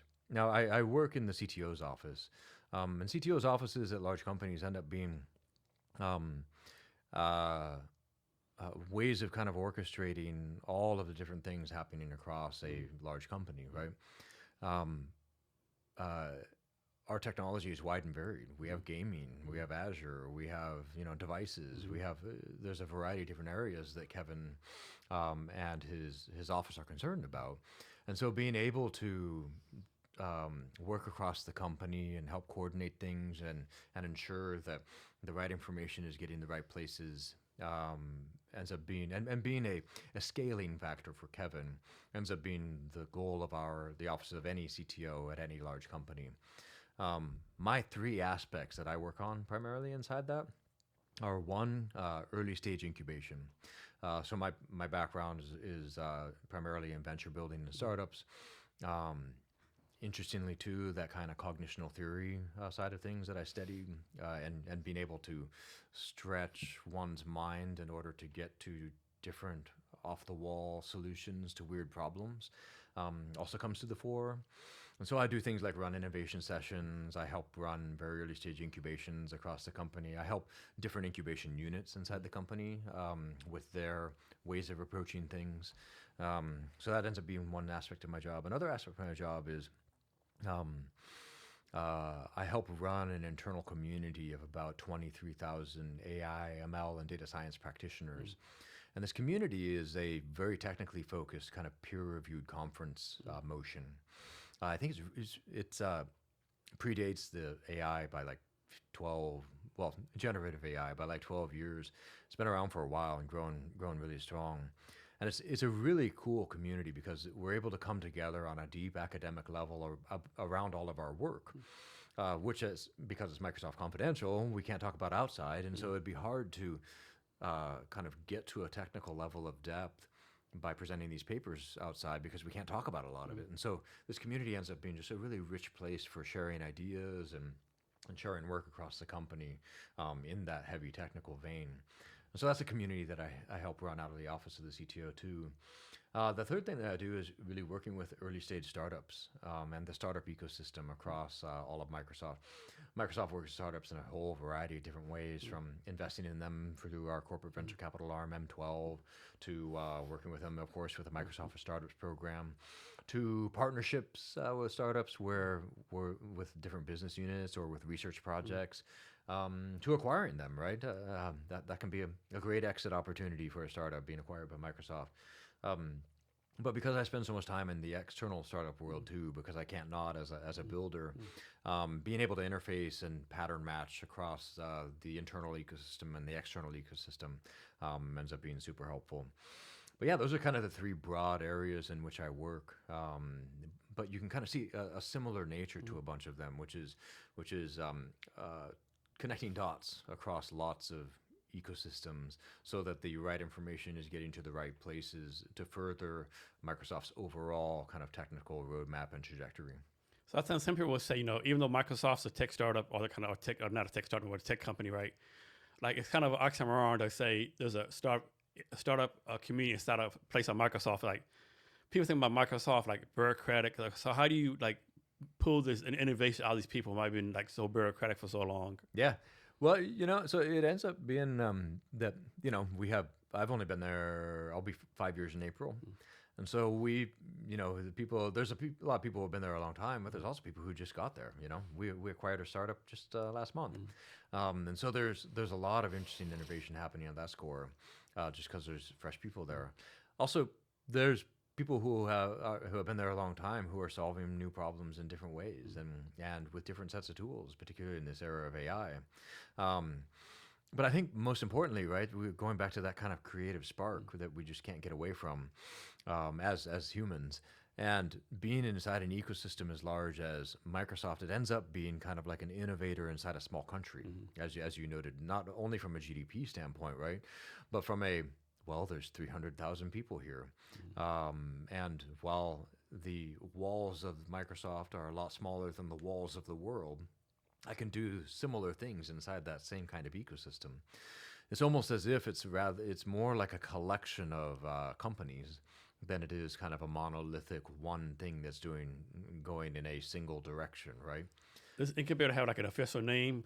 Like yes, but you wouldn't be able to really see anything about it externally. Okay, so all internal. Okay, yeah. So let's suppose John Bob, he has an idea, he goes to you, he incubates it, and like it gets tracked, whatever. Does Microsoft say thank you, John Bob, and take it over, and they know it's all Microsoft property, so to speak, or do they say John Bob, go run with it somewhere else? Yeah, no, it entirely depends on the thing. So John Bob can have an idea and come to us and say, hey, I have this is really great idea, and maybe I've even been working on it nights and weekends, and I think it's a thing. Then we'll look at it and say, do you know what, John Bob? It's totally a thing, but not for Microsoft. This belongs outside. This is never going to be a Microsoft business. We think it's awesome.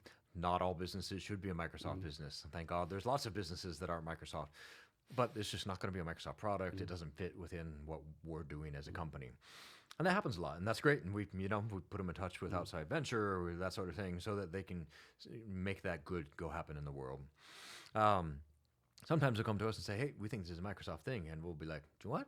We think it might be a Microsoft thing too. Do you want to work inside Microsoft on this Microsoft thing?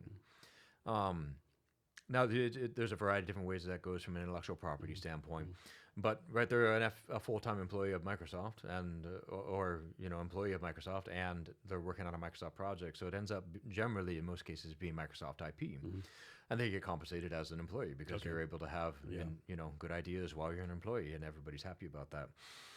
Part of the reason why that works out really well too is that they couldn't do it outside of Microsoft. Yeah. A lot because of the kind of idea it is, right? It's the kind of thing that really only works well inside the Microsoft ecosystem. And so they're, as an entrepreneur, I'm happy to do that thing inside Microsoft because that's the only place you can. Will this person thrive. get some kind of promotion, some kind of like advancement, some kind of pay, some kind of extra stock? There's a variety of ways in which that's accomplished in a concrete sense, and it's very driven by labor and employment laws and a variety of other things along that. I'm guessing John Bob has this idea he's working on it. He still has to do his 60 hours or 40, whatever is at Microsoft, and then in addition to that, do that. It's not like he can like stop his job and like focus on his startup thing. It depends on the kind of incubator. So I've run incubators inside Microsoft where we were able to pull John Bob out of wherever he was inside Microsoft so that he could work on this full time, reporting up to my incubator. Now, is this only for people in Seattle, or can someone from China be part of this, or England, or wherever the case may be? Yep. Anybody, if you're an FTE inside of Microsoft, there's generally, and this is common at other big tech companies too, wherever you're coming from, unless the kind of technology that you're working on has certain constraints around it, then as long as you're an FTE, then you're generally fine working on incubations like that. Can you talk about any like startup ideas with the Microsoft right now that you can talk about that really like kind of excites you? Or maybe just general terms. Yes. Well, we just announced it, so it just became more public. But we stood up in collaboration with a number of other big tech players and with OpenAI, an open source agentic AI ecosystem.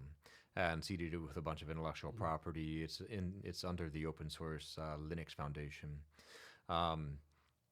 It's incredibly exciting to me, and here's why. I don't think that we've begun to really see the power that AI has in doing jobs. Because with all of these AI agents, which are great and everything, it's been like having a, say you have a house and you have a yard out front and you want somebody to mow that yard. And there's a John Bob, mows lawns and is there to mow your yard. Well, it's easy for you to do that now. You send John Bob an email or send him a phone call and you tell him your address, and John Bob is able to get to your address and you're able to point out the yard and John Bob can mow that. Now, in the agentic ecosystem, we have these things called agents. And so there's a guy, Agent John Bob is out there. But without the ecosystem, there's no address for you to give John Bob. There's no way for you to define what your yard is different from your neighbor's yard or from the local public park. There's no communication ability for you to call or to email John Bob. There's no monetary system for you to be able to connect John Bob with John Bob in order to be able to pay him.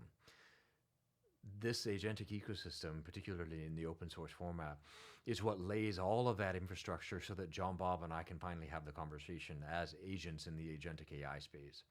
Now we have protocols for us to be able to communicate. Now we have ways of defining the scope of tasks that you want John Bob to be able to work on.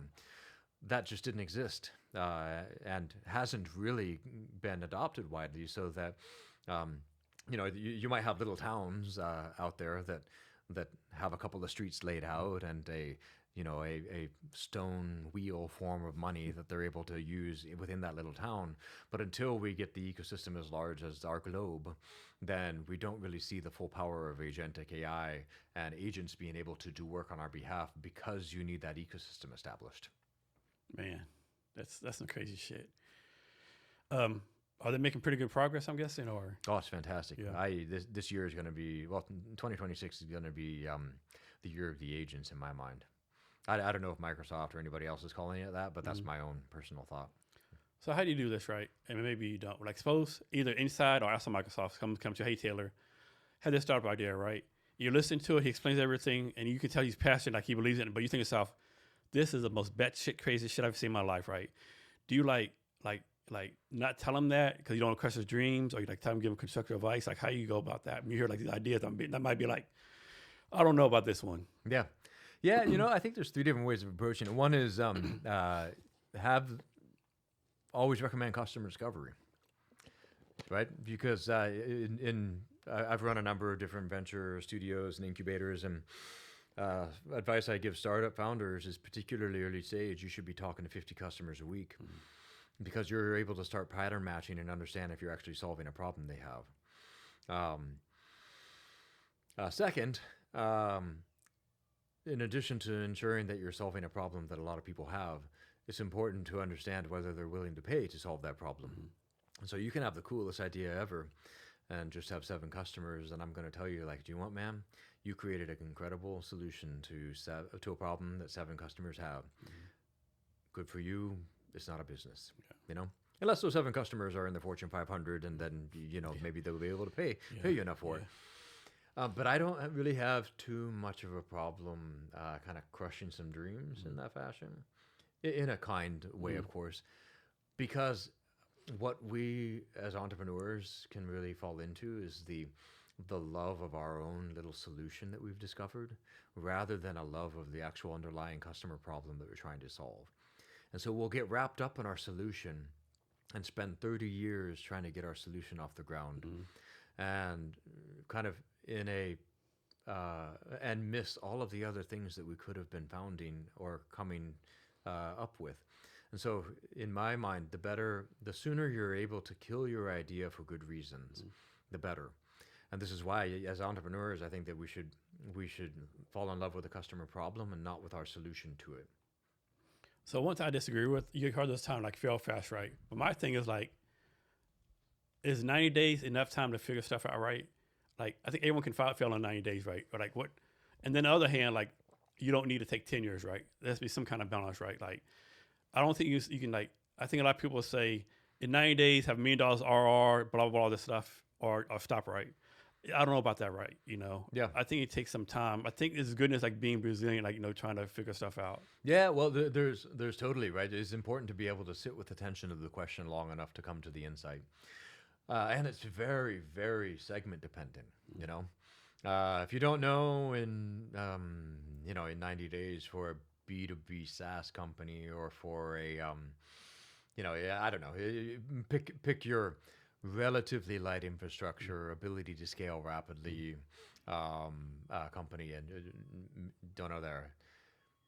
And even then, right, it can be something that you pivot slightly, and then discover that you've been framing the customer problem all wrong, and you've had a whole business this whole time, and then you have the thing that unlocks it. So you can't really pick a time frame, Yeah. So For example, I think Slack, right? Slack was actually built to do something else.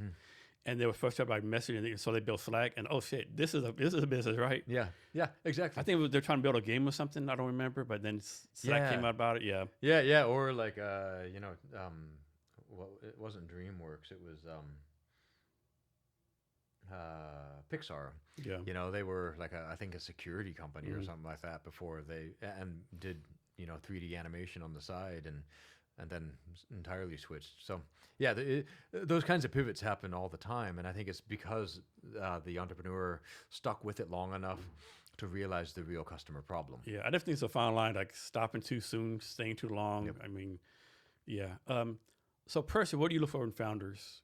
Yeah, I look for their deep understanding of the customer space. So And you're saying this as a tech person, right? yep. 'Cause a lot of people expect you to say, "Oh no, the product, the tech," but the customer is so important, right? Yeah, yeah, they're the only. What's a paying customer is the only necessary and sufficient condition for a business, right?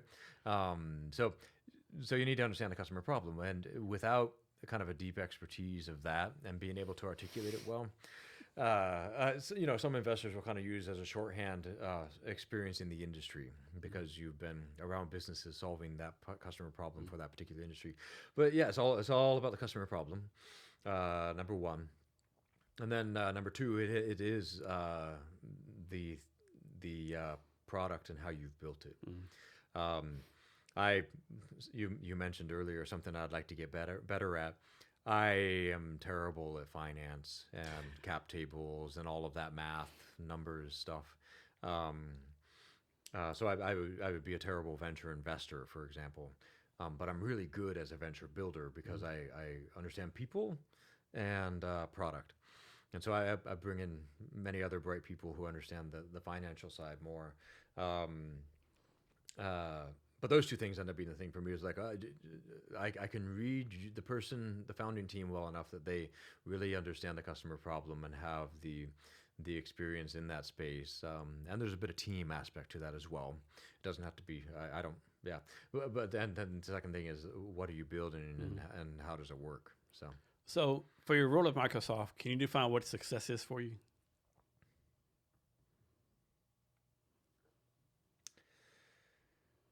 Kind of.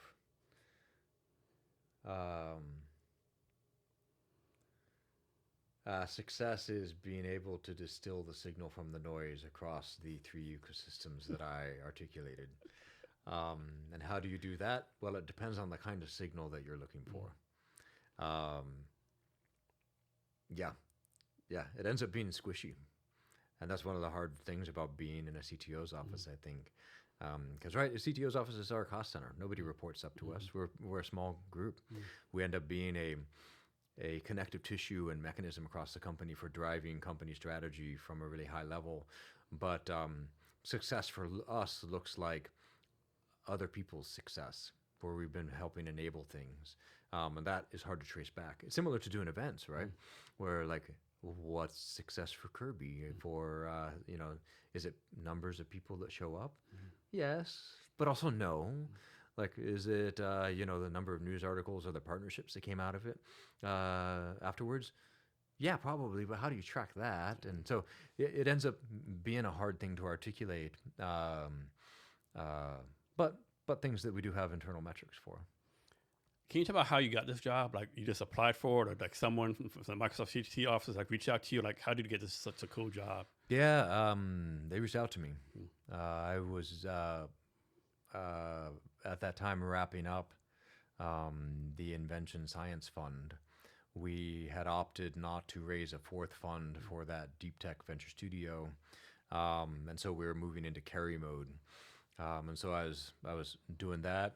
It was during the depths of the pandemic, and a buddy of mine said, "Hey, I talked to a friend of mine at Microsoft, and they're thinking about doing this thing. I thought you should have a conversation." And so they reached out, and we had a conversation, and had 3 interviews, and I was hired. Nice. Yeah. Nice. So you also serve as director of Lingnum Institute for AI and Emerging Tech at Catholic University of America. This is like basically the same thing that you do at Microsoft, or you're doing at this other place, or it's different? Kind of in some ways, but in a very different setting, right? It's an academic setting. And so I do this under Microsoft's moonlighting policy, and they've given me the go ahead to work on this institute with Catholic U. Catholic U is a R1 research institution. It's about 2/3 graduate students, and so it has a very heavy kind of technical focus. But they approach things from a Catholic worldview, which is interesting. Because the Catholic worldview has, like other religiously toned worldviews, has a particular way of looking at the world, certainly from a human flourishing sort of perspective. That's very different from the secular worldview, very different from the kind of the tech Silicon Valley worldview, but ends up being representative of a whole bunch of Microsoft clients because we work with all kinds of B2Bs. And there's a bunch of Catholic B2Bs or Christian B2Bs or Jewish or Muslim or Buddhist B2Bs, and being able to work with them as customers from their worldview ends up being a really important thing for us. But also, Catholic U is representative of academic institutions who are wrestling with this era of AI. How do we integrate AI in the university setting so that it makes students smarter, not dumber? Being able to push a button and get an essay for a class helps nobody in that situation, right? And so what this institute is really all about is figuring that out. How do we integrate AI so that it helps our students flourish, so it helps our students get jobs afterwards, after they graduate, so that they're able to integrate this technology in a holistic way that still helps their human flourishing, that helps them become better humans as a result of using this technology rather than not. And the mechanism, one of the mechanisms that this institute is utilizing is the venture building mechanism. As we all, I think, have discovered, AI has lowered the barrier to building things in a variety of different spheres. And so how do we use that as kind of a pedagogical tool, but also as a technology commercialization tool for really integrating our understanding of AI and taking that creative spark I kind of harped on earlier, and harnessing it as a way of driving our curiosity in alignment with bringing these tools to bear on solving problems that should be solved, rather than using them to kind of circumvent our own intellect, to circumvent our own growing in intelligence and human formation, by using the tool as a crutch rather than a racehorse. Yeah, I know somebody did a post on LinkedIn a couple months ago, and basically they did a study that said, like, basically said the more people use OpenAI or chat, whatever it's called, the dumber they get, right? Yep. I'm like, I don't know about that. Me personally, I think I'm getting smarter. I think so many people get smarter using that. Like, maybe just using it for like fun Google stuff, or play cats and dog games. But man, I don't know, right? I don't know if I believe that, right? Yeah, I do, and I think the reason for it ends up being that you've knocked about the world a bit, and I've knocked about the world a bit, and we've understood a lot of things about our own ways of learning. And so when we approach that tool use, we're doing it already with a bunch of metacognitive strategies in mind, even if we don't call them that or explicitly realize it. But my 15-year-old, for example, doesn't have that yet. That's a good point. Where if I go to pick your favorite chat tool and ask it a question about the homework that I'm trying to do, and the next prompt is, do you want me to give you the answer, or do you want me to write the essay? We've been formed well. We know that that's not going to actually get us a good ROI on the money that we're spending on our education. She may not yet, right? I don't know if I would have when I was 15 either. And so there's a formation aspect where I don't think all of us always choose the easiest option. I'm not that pessimistic when I look at human endeavor, but sometimes I do. When it sometimes isn't even in my best interest. And so there's a formation aspect that needs to happen in the use of these tools, so that I can continue doing the hard work of forming myself and becoming better at what it is that I want to be doing, morally, intellectually, physically. And it's that we have to be careful of and intentional about, both from everything with regard to human formation all the way down to the design of the product. Yeah, I read another article somewhere. This teacher somewhere, she's an English teacher, talking about AI and education. Well, she did it like she was supposed to give her students do a paper on we'll say William Shakespeare, and so she said, like, pull out your computer, go to OpenAI or whatever it was, and type in, do me a 10-page paper on this, right, and print out. And the assignment was then fix what OpenAI did, like grade this paper. Yeah. Right, and that's a great pedagogical shift, right? Where they're able to really have to wrestle with the material and think through that sort of material. And there's so many great ways of utilizing AI tools in that fashion. I'm seeing a huge cognitive abundance just coming to the fore. I'm recognizing it in my own work, in fact, where used well, these tools can really drive you forward, can help you be more creative and productive. But it's not as easy as it should be yet No. from a tool design Yeah. standpoint, right? Yeah. What is talk about what is Treehouse Studios? Oh, Treehouse Studios, yeah. So I advise a couple of different venture studios in the same way that I kind of do for incubators and accelerators inside of Microsoft on how to go about their work. I do similar things for venture studios outside where they're building mechanisms for creating companies, and I've now built probably 7 different venture studios. Some of them full time, some of them in an advisory role. And venture studios are just a way of turning ideas into companies in a very rigorous, generally very rapid sort of fashion. And so Treehouse Studios is a great venture studio here in the Seattle area. They're focused on sports tech primarily at the moment. But I do some advising there on their roadmap and how they think about validating ventures. You also run this monthly peer review AI ML data science inside Microsoft. Is that part of your CTO job? That's something. It is. Okay. Yeah. It's a great community of practitioners where we're able to talk about that Microsoft confidential work at a deep level. What's the intent of that? Just like get a bunch of smart people in the room and bounce ideas off, or like?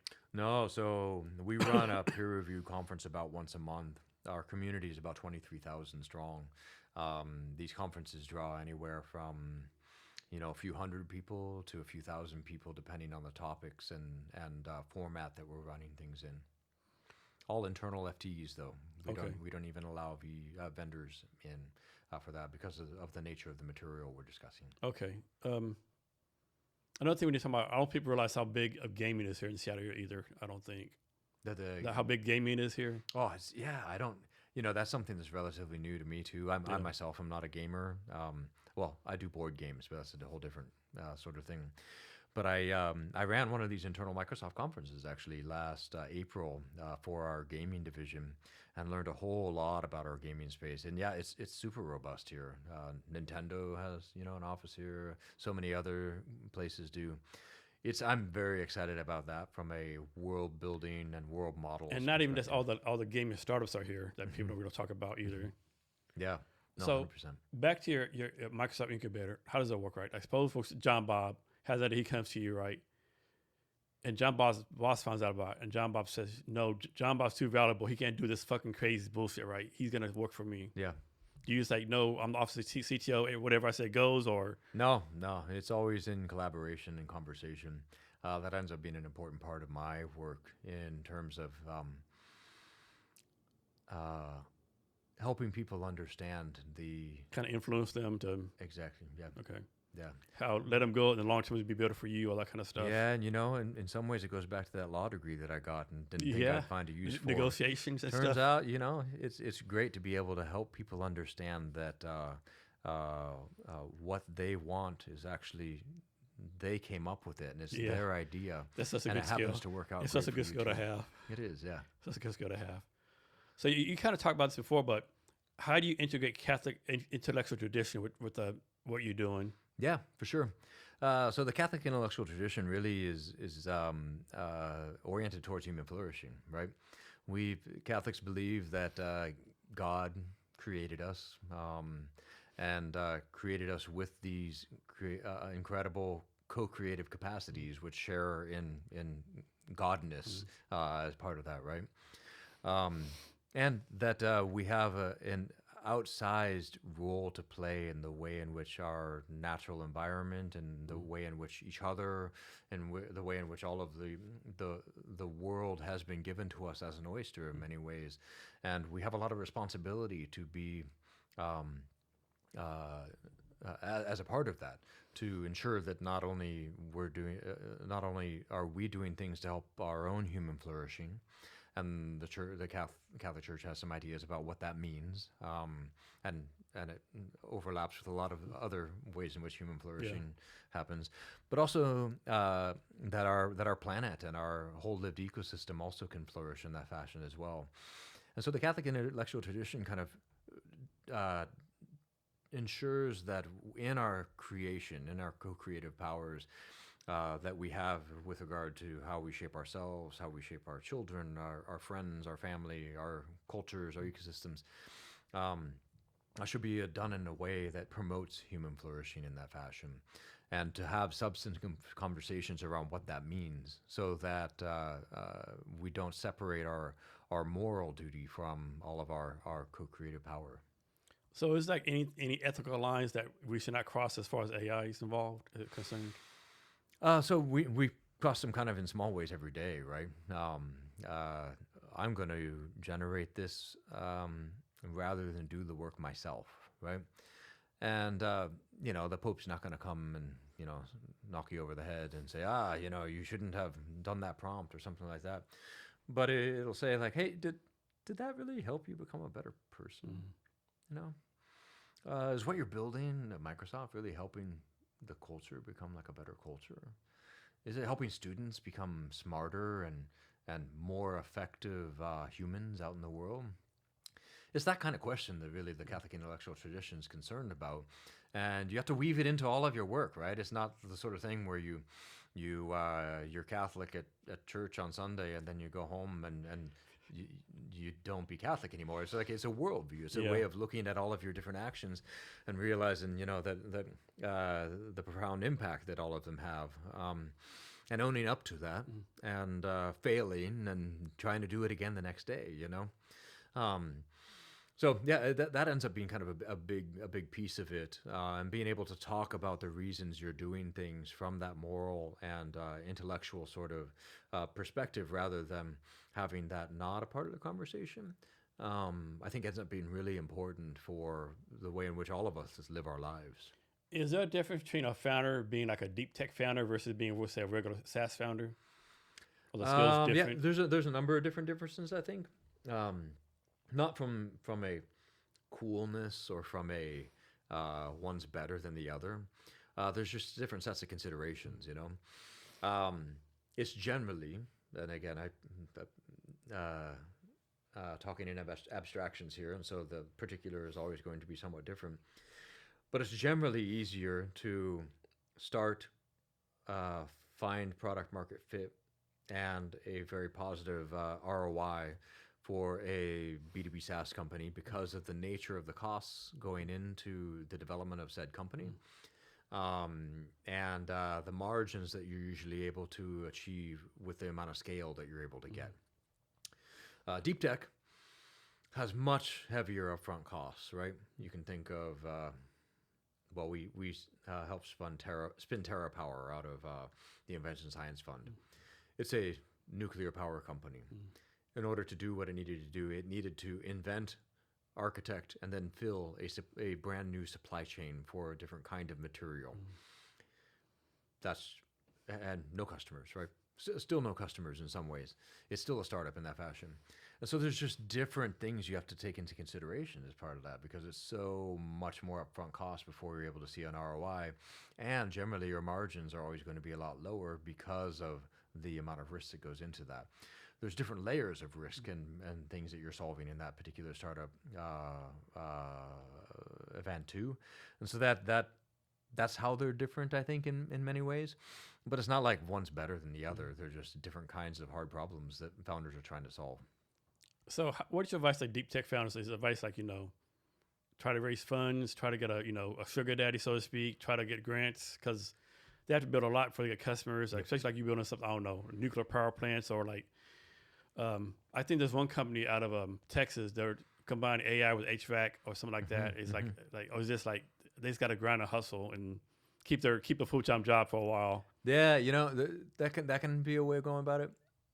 I think I'd have three pieces of advice to deep tech founders. One is you have to be cognizant of the fact that instead of just the one valley of death that software startups have, hard tech actually has two valleys of death.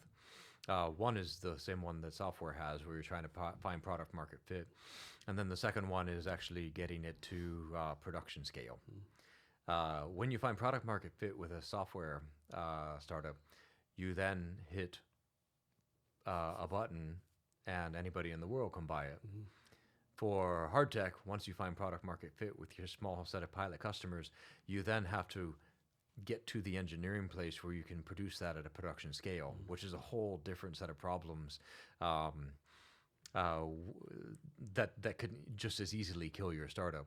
Just because something works in the lab, whether that be a wet lab, whatever, has no saying as to whether it actually work at production. So there's that concern that you have to think about. Second, your time scales are much longer. And so you have to be able to, kind of go at it from a hardware standpoint for, a year or two longer than you might have to from a startup standpoint. Sometimes even longer than that, just because of manufacturing cycles.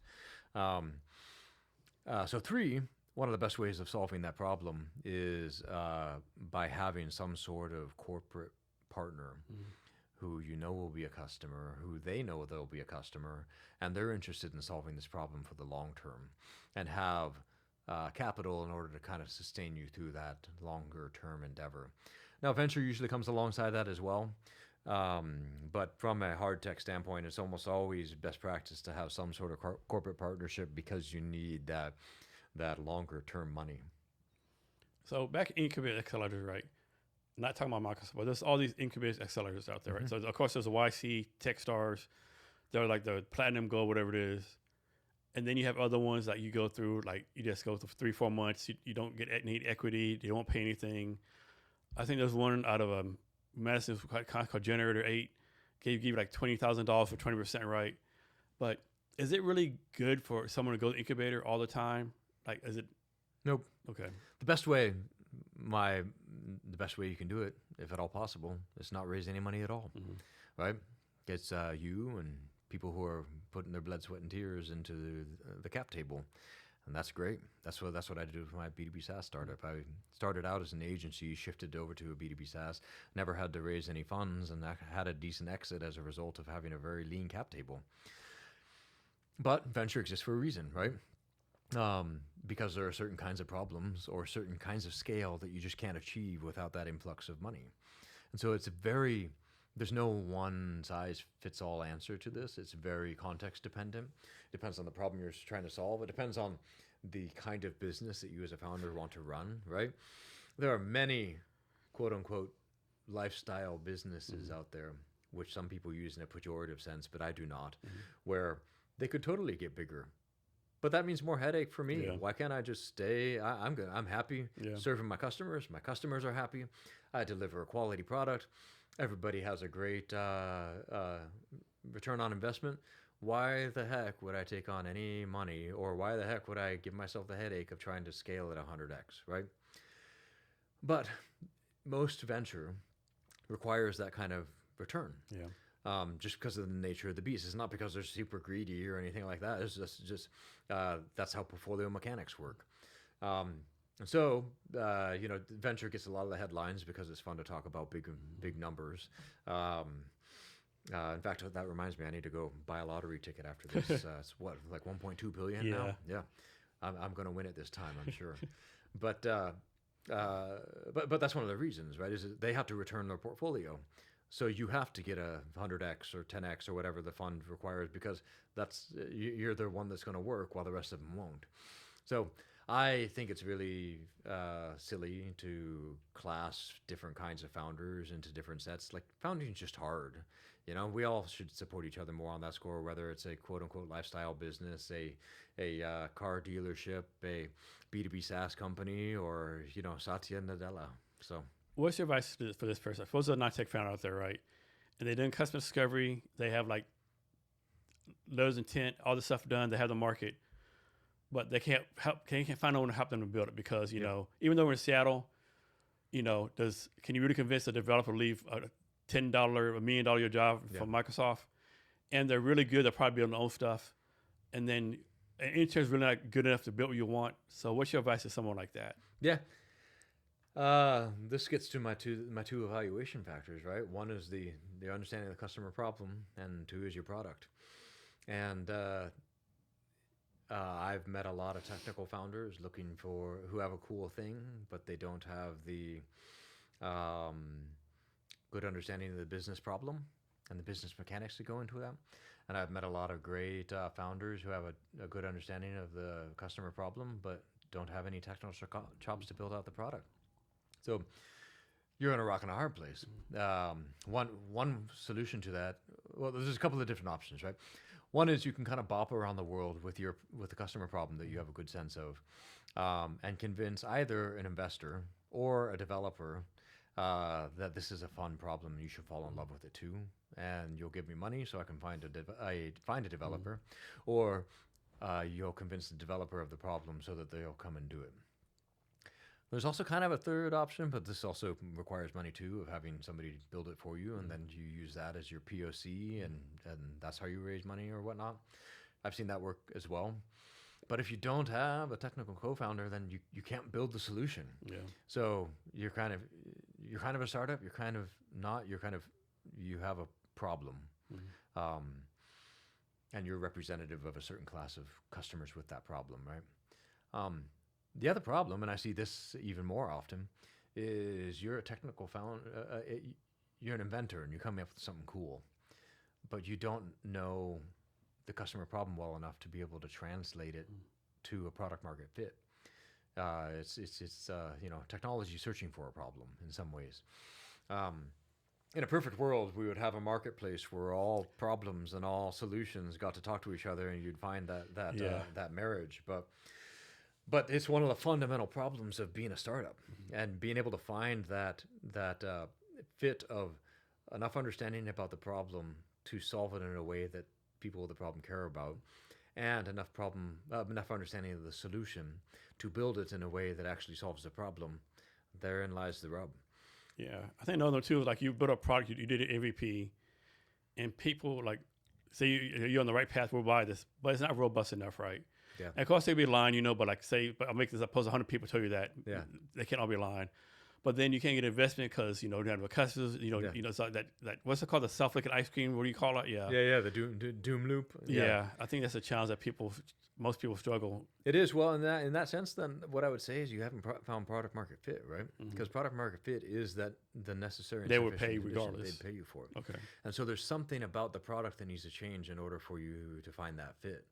And product market fit is kind of a hard, there's a couple of different ways of metrics by which you can find that. Yeah. But I find too, really getting people to put their money where their mouth is, and so they can say a lot of things. Yeah.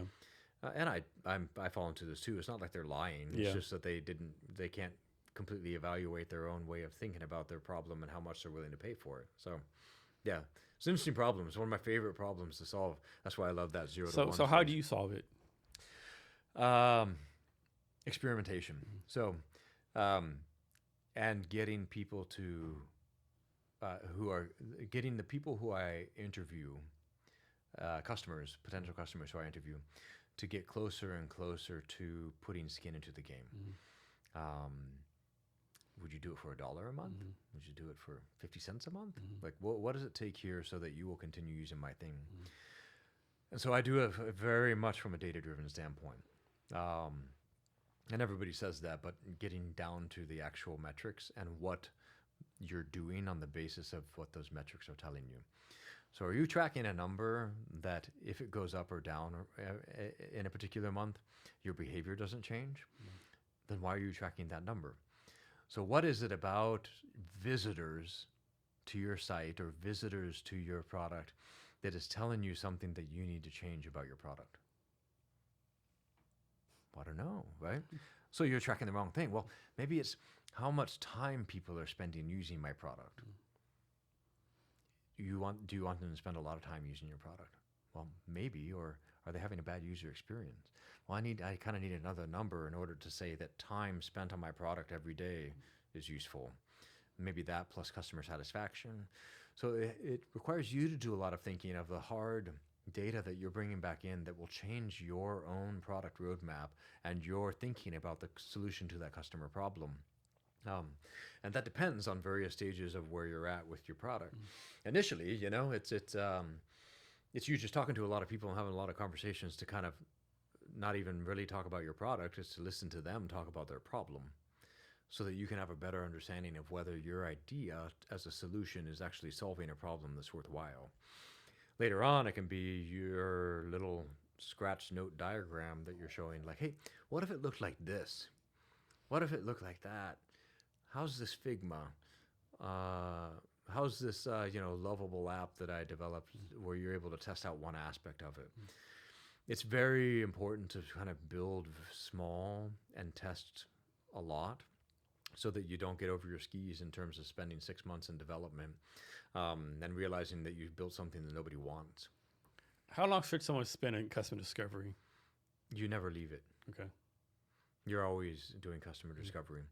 Not only in terms of really understanding how your product is landing with the customers as you iterate on your product, but also ensuring that you are still understanding the problem in the way that the customer is experiencing the problem as best as possible through their use of your product and through discovering new customers that you might not have realized are even a better fit for your product.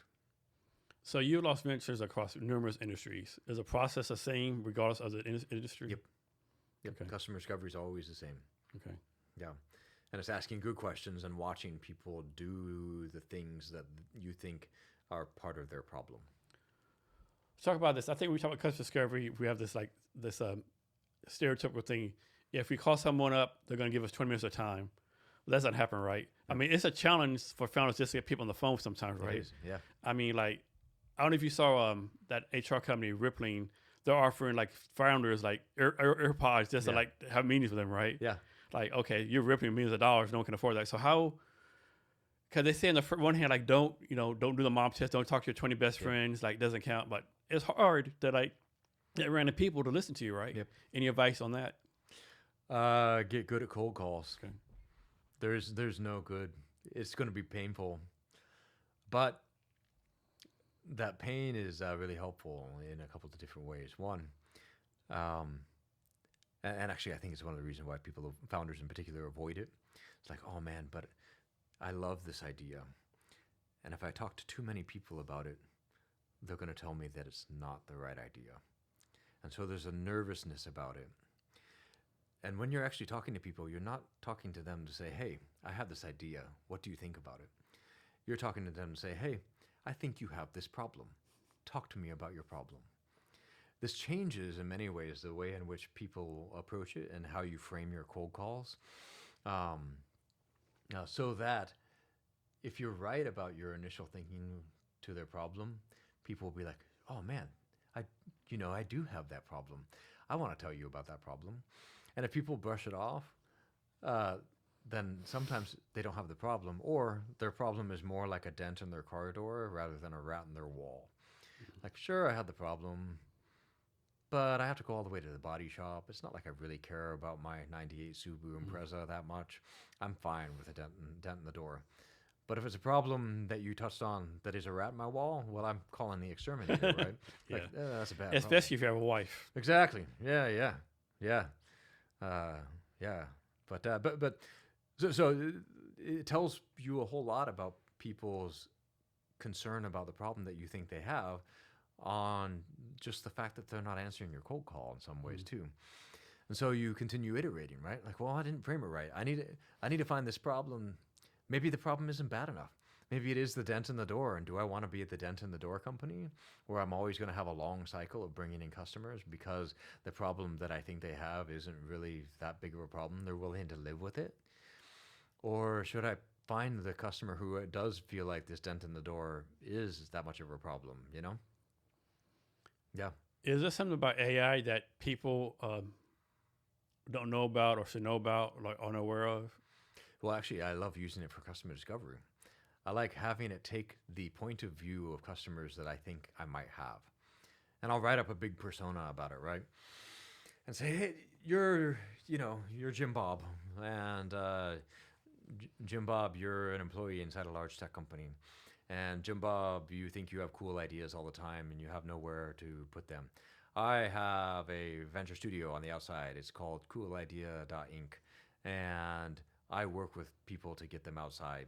And here's, I think, the problem that you're facing, Jim Bob. AI be that. And then it adopts the persona, right? And then I ask it a bunch of questions around my assumptions.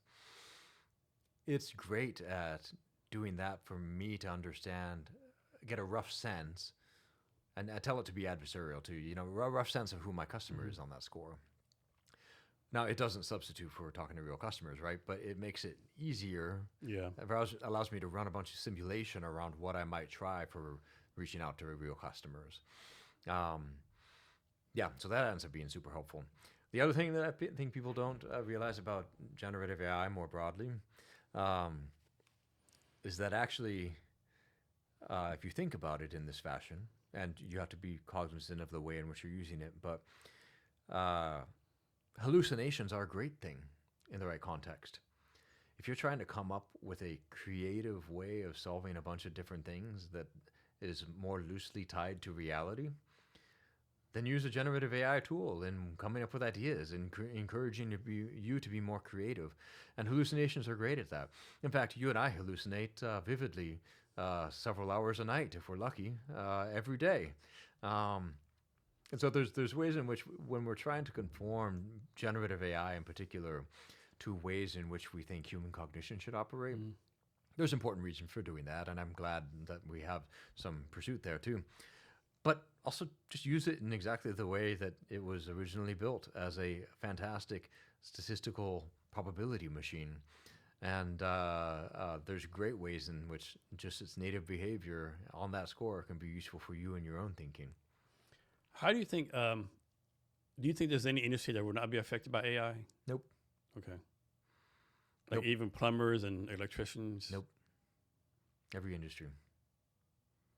For two reasons. One is even plumbers use software, and AI is going to touch every piece of software on the planet. And two, because AI helps you do cognitive acts better.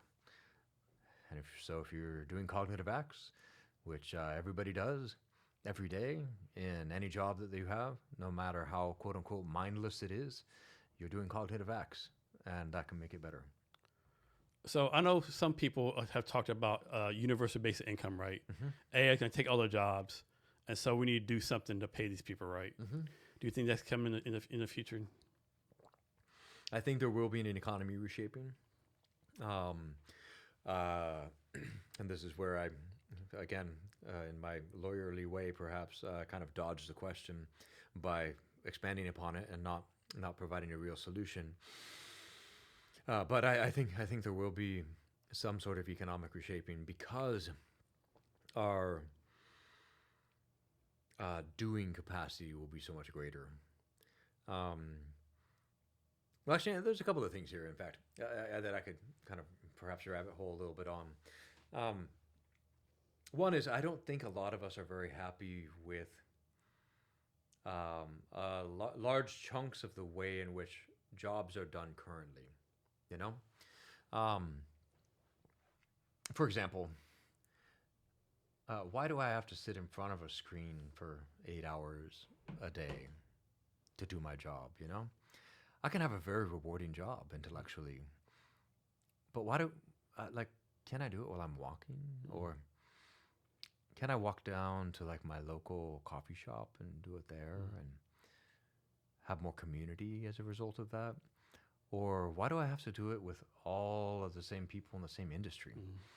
How come I can't like be working on a problem where, you know, the other guy in the room is brewing beer, or manufacturing a airplane component? I'm not sure like this hyper specialization for intellectual work,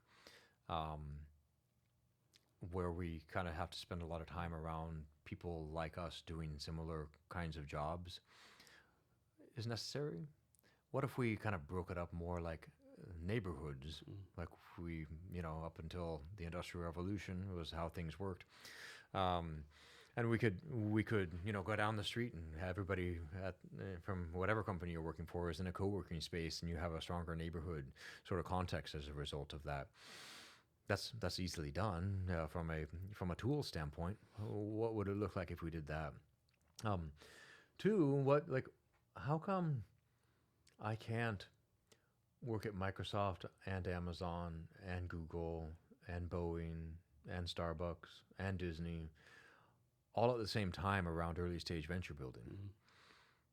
Well, why do I have to be an FTE at a single company when I could specialize in a certain aspect of venture building that ends up being valuable to all of these different companies and do that as my job with the help of a host of sets of AI agents that are specialized to the information that's appropriate for me to have in that kind of position across all of those different companies?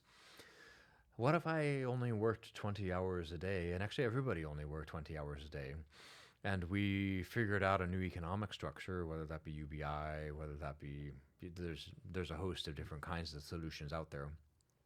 What if it's agents that I own that have my own little bit of intellectual property in there that are doing the dollars to be paid work, and I only have to manage them for 20 hours a week, so I can spend more time at the local pub or with my family, or walking my dog, or maybe educating people, or just walking around my neighborhood, sitting, having actual leisure time.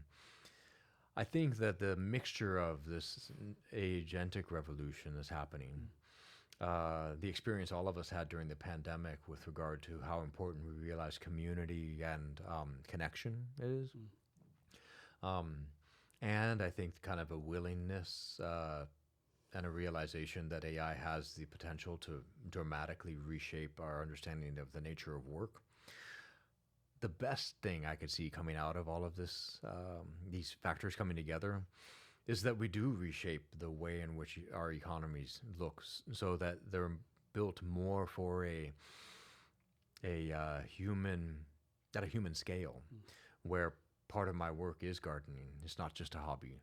Part of my work is, brewing coffee for a friend and having more conversations and more actual leisure time, not in the sense of I need to be entertained, but in the sense of I get to work on the projects around my house, or around my community, or around my neighborhood, that are part of the broader, richer fabric of human life. Rather than spending 2 hours in my car commuting to a place to sit in a desk with a non-curated by me set of people outside of my lived environmental context. There's value to pieces of that too. It didn't evolve purely for capitalist reasons or for around wrong-headed sorts of ways. But up until the last 100, 200 years, mostly people lived in and worked in the communities that they could walk around. And I think there's a certain amount that has been lost. And I think we see that in some of the polarization that's happening across our country. And I think folks like the Chamber of Connection here in Seattle, a great community-focused startup, have different insights into how we could reimagine work to be more neighborhood, more human scale focused. How about the people out there who are like, I'm John Smith, I am a fireman. I'm Mary Jane, I am a secretary. Like a lot of people, they do their work does take on a daddy, right? And then they lose their job or whatever, and they have no reason to live. They lose all sense of meaning. How do you think we handle those people? Well, and that's the thing, right? I don't think that the loss of your job should hit your core understanding of who you are and how you operate as heavily as that, right? I think that we've inappropriately associated a lot of our self-worth with the job that we have, and that's an unfortunate cultural development. Work is important. Work is very important. But there's this great essay by E.F. Schumacher called Buddhist Economics, and this also fits within kind of the Catholic intellectual tradition and Catholic social teaching as well, that work actually has three different aspects of it. One is to put bread on the table. Yeah. And that's generally where we as a, United States capitalist culture stop, right? Two, actually, is for the ennobling of the person doing the work themselves. So am I getting better as a result of my work? Usually if you have a job, you're good at it. And people tell you're good at a job, you boost your ego, dopamine. And, Well, and it's something that you want to get better at. Like you love the craft, And you can see this all kinds of master artisans. You can see this, I have an uncle of mine is a general contractor, and his plumbing is beautiful. Like there's no other word for it. Yeah. It's a work of art. And every job that humans have well, not every job. There are bad jobs out there that humans shouldn't be doing, I think. But that's an aside. But generally, most of the jobs that we're aware of that people have, careers, sort of that thing, are just as worthy as every other. Yeah. But ennobling there though is not just a getting better at the job, but it's a you yourself as a human are getting better as a human as a result of doing the job. So you like, and like is it you're challenged, you what you're doing provides you some meaning, provides you some value, not a result of the paycheck, but as a result of the ennobling, the helping of your own human flourishing. The third aspect of this kind of understanding of Buddhist economics is the community is enriched and deepened as a result of the doing of the work. Those other two aspects, I think, end up being aspects that we think are great bonuses to have, rare bonuses to have in the work that one does, and that's problematic from my perspective, right? It should be part and parcel of every job that is done, and I think it can be achieved with every job that could be done. We just need to kind of do some rearticulation of that, And you said, were you born and raised in Seattle? Mm-hmm. What neighborhood were you at? Let me see a couple of them. So I was born in the U District. Okay. My parents are both at University of Washington. Then went to Chicago. My dad went to Chicago for grad school, so we were there briefly. Moved back to Seattle, lived in Bellevue, lived in Maple Valley, lived in Sammamish. So talk about this, right? Like, of course, every city has neighborhoods, right? But I don't think I've ever been a city like it's so neighborhood centric as Seattle. It's like, it'd be like, hey, I know you live in U District, come down to Pioneer Square. Man, that's a long way, right? Yeah. It's like, even me, like, I eat in the area. Sometimes, I won't eat somewhere else. I go to this point, like, man, do I really want to cross the street, right? Like, it's like, has Seattle always been like this? It's always like so neighborhood centric, like almost like a tribal thing. Yeah, well, I think most cities do end up being kind of that neighborhood, like in New York, everybody has the map of New York neighborhoods in their head. But that's more like Dumbo boroughs and stuff, and yeah, but I think it ends up being the same for any sufficiently dense community of humans. You end up developing that sort of thing. What I think does come to the fore is that it are because of the water and lakes and the way the city developed, getting from one place to another is awful. Yeah. Our infrastructure is just not kept up with the amount of growth we've had. In fact, I read somewhere that if we continue growing on the trajectory that we are, in 2 years, we're going to be bigger than San Francisco. Yeah. Like, I-90, I-5, 520, they weren't built for that. I mean, whoever was engineers way back in the day, they had no vision at all. They had no foresight. Yeah, well, and who would have thought? Like, we're a forestry and fishing village that, became... And then Bill Gates came with Microsoft, Amazon came. Well, Boeing started it too, yeah. Like, we wouldn't have had that depth of engineering that Bill was able to build off of without Boeing being here first. So I guess we just got to keep on building up, like more condo skyscrapers or whatever. Yeah, I don't know. More bikes, more public transit, I don't know what it looks like entirely, but... Yeah. But there's an important good thing about neighborhoods too, where getting to know your neighbors should be a thing. Having those neighborhood barbecues and being able to have the kids run around because you know everybody. Yeah. But Seattle isn't a bubble, I think. I have a joke. I say, people in Seattle, they think anything south of the airport's Mexico. Yeah. Like they need a passport to go past the airport. Yeah, no, it's true. It's funny. I'll tell somebody will say, "Hey, do you want to go, meet in Ballard?" And I'm like, "What? Canada?" Yeah, no, no shit, right? Yeah, Ballard does seem like a longer way. It does, yeah. Yeah, it's funny. Well, and depending on the time of day, I can generally get there faster on my bike than I can with my car. And I'm coming from South Seattle, so yeah. And so you live in South Seattle now? I do, yeah. Seward Park.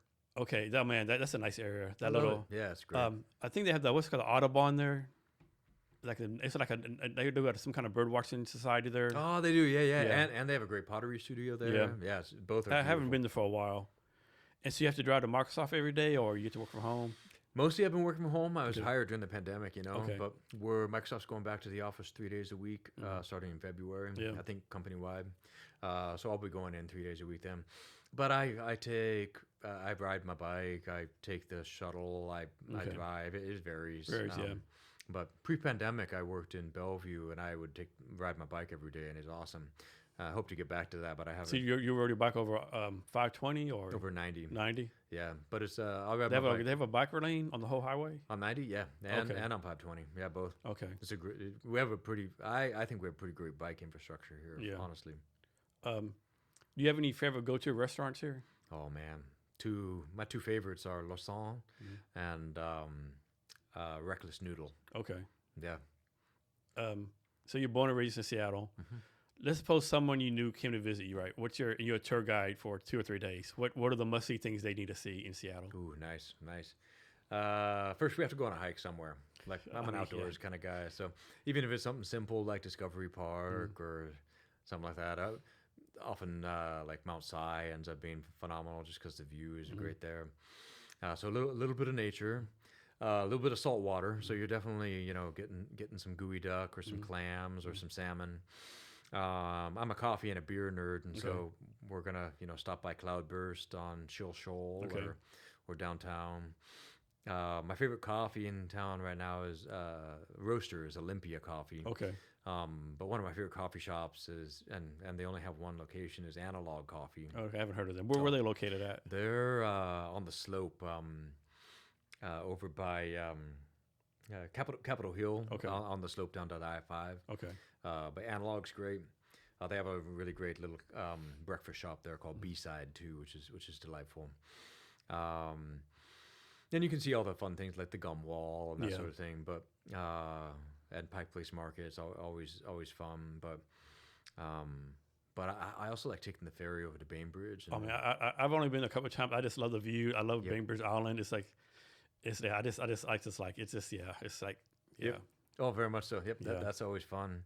If you're coming to the summertime too, just like getting your swim on is so important. Either Alki is great, Lincoln Park's great. Haven't been there yet. Yeah, those are good. One thing I'm like, every neighborhood does stuff. Right now, Pioneer Square, they're doing an ice skating ring. Oh yeah, Pioneer Square is amazing. They like do like art walks, music festivals. Yep. Like here, I'm like 2 doors down from Central Saloon. Yeah. Been open since 1892. Early Seattle rock band legends started there. Yeah, well, and actually, if you wanted to do a walking tour of anywhere and really get Seattle, I would go Pioneer Square over Pike Place Market. Yeah, I would too. Yep, I'd walk around. I'd go into all the different shops. Georgetown's really great for this too. Actually. Oh yeah, Georgetown. Yep. Yeah. Yeah, with Fantagraphic down there, that's fun. Talk real fast. I think people have gotten like how rich the Seattle music scene is, right? With the jazz, the hip hop, the rock. We have a really storied music scene here. We do. Yeah, very very storied. I mean, Stone Temple Pilots, Nirvana. I forgot about Stone Temple Pilots. Yeah, and then Modest Mouse. Heart. Yep. Yeah, and the classical music scene's really good. Folk music scene's phenomenal. Yeah, I'm a big fan of electronic music myself, and we have some amazing.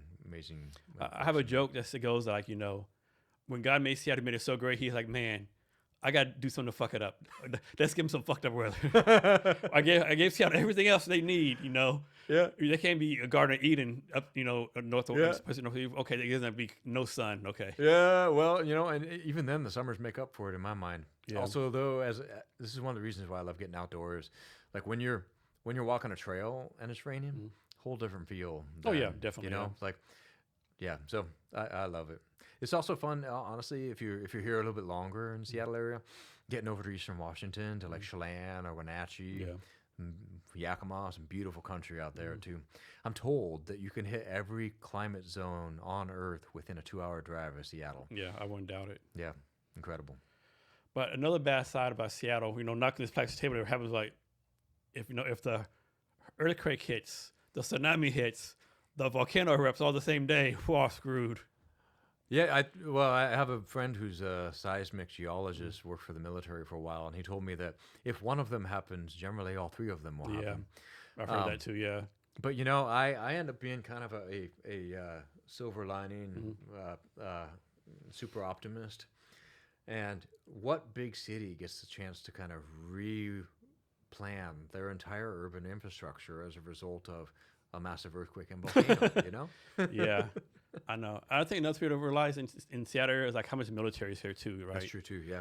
I mean, because like a joke, but not a joke. Before a war will hit off, we're the first ones gone, right? Because if nothing else, Boeing, Fort Lewis, like one of the biggest army bases. Yep. Like half the nuclear subs are here, right? Yeah, so we'll be like live 1 minute, next minute we don't know what happened, right? Yeah, well, the best part about that is, though, having a good military presence means you also have a little bit of counteroffensive capability. So, also, the Puget Sound just being one of the best deep water ports in the world. Oh, yeah. Is people don't like Port of Seattle. I talked earlier, like Expedia, Microsoft. There's the import export business. Yep. All the agriculture in Eastern Washington. Yeah. I think we're still like the number one grower, apples, I think, wheat, all that kind of stuff. Potatoes. All the what's it called, man? Manufacturing down in Kenton, that area. Yeah, well, and all of our clean water and our hydroelectric capacity. Yeah, the maritime incubators. Yeah. I mean, this area has. To me, I know it'll be home to me because I'm from Texas, but like, what I'm trying to do is no better place to be, right? Yeah. I mean, so many opportunities here. I mean, you might have to room with 6 other dudes to afford a place to live, Yeah. And you might have to, skip over some homeless people, that kind of stuff. But I don't know. So let's talk about the real fast, right? I mean, we do have a homeless problem here, right? Mm-hmm. I think the challenges is I think a lot of us are desensitized here now, right? Because even in partner school, you see the same people. Give me $1, give me $1, Or like, dude, I ain't giving $1 in 6 years. I just think we get desensitized, right? Yeah. And I think it's a bad thing, right? You want to have empathy, but like I said in the podcast, like people way smarter, way more money haven't figured out, right? Yeah. And then you don't want to say it's not my problem, but is it my problem, right? I don't know how we fix that, Yeah, well, I think we're all each other's problems in some ways. Not in the sense of I need to go, solve whatever you're having trouble with. Yeah. But I'm supposed to love you as a friend, a neighbor. Yeah. There's that's one of the great things about humanity is we can be that for each other. But I think part of that ends up being not solving the other person's problem. It's helping them solve it themselves. Yeah. Now there's certain cases where people might not have the mental capacity or or there might be some substance abuse issues that are making it so it's difficult for them to solve the problem on their own. But it's then kind of providing that support network so that they're able to go about doing it. I was talking about and there's an analogy here. I think I was talking about the lottery earlier, and it's famous, right, that most lottery winners blow through their money and then they're back in the same position, right? I think one of the reasons for that is because they had nothing to do with it. It was entirely chance, and so they don't feel like they have an ownership over it, a way in which they contributed to that solution that was provided. I think it can be a similar thing when you just and I don't want to couch it as free handouts, because free handouts end up being an important way of doing some things here. But more, it's in the empowering of people to be able to take control over their own lives and then their own destinies, I think ends up being important.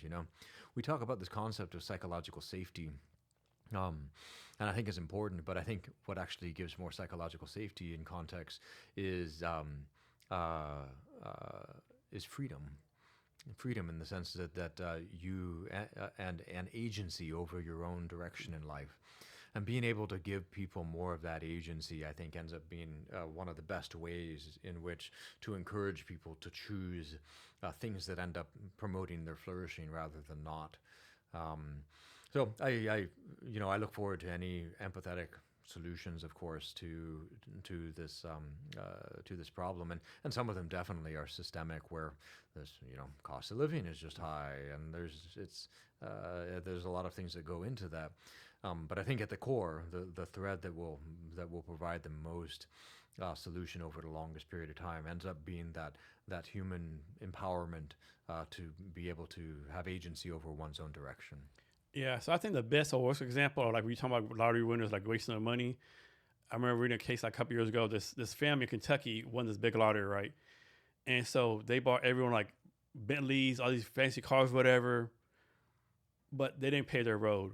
So all the rocks and gravel pretty much fucked up the bottom of the car and ruined all these expensive cars, right? Yeah. And so these cars are worth nothing, and they have no money. And it's like, yeah, Yeah.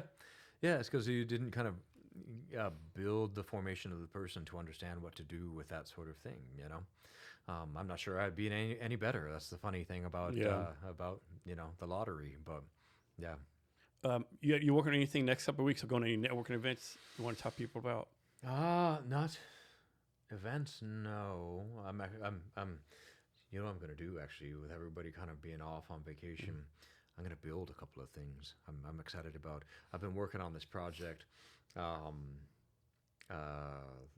has a brainwave sensor along with my biometrics, my Aura ring and my Garmin.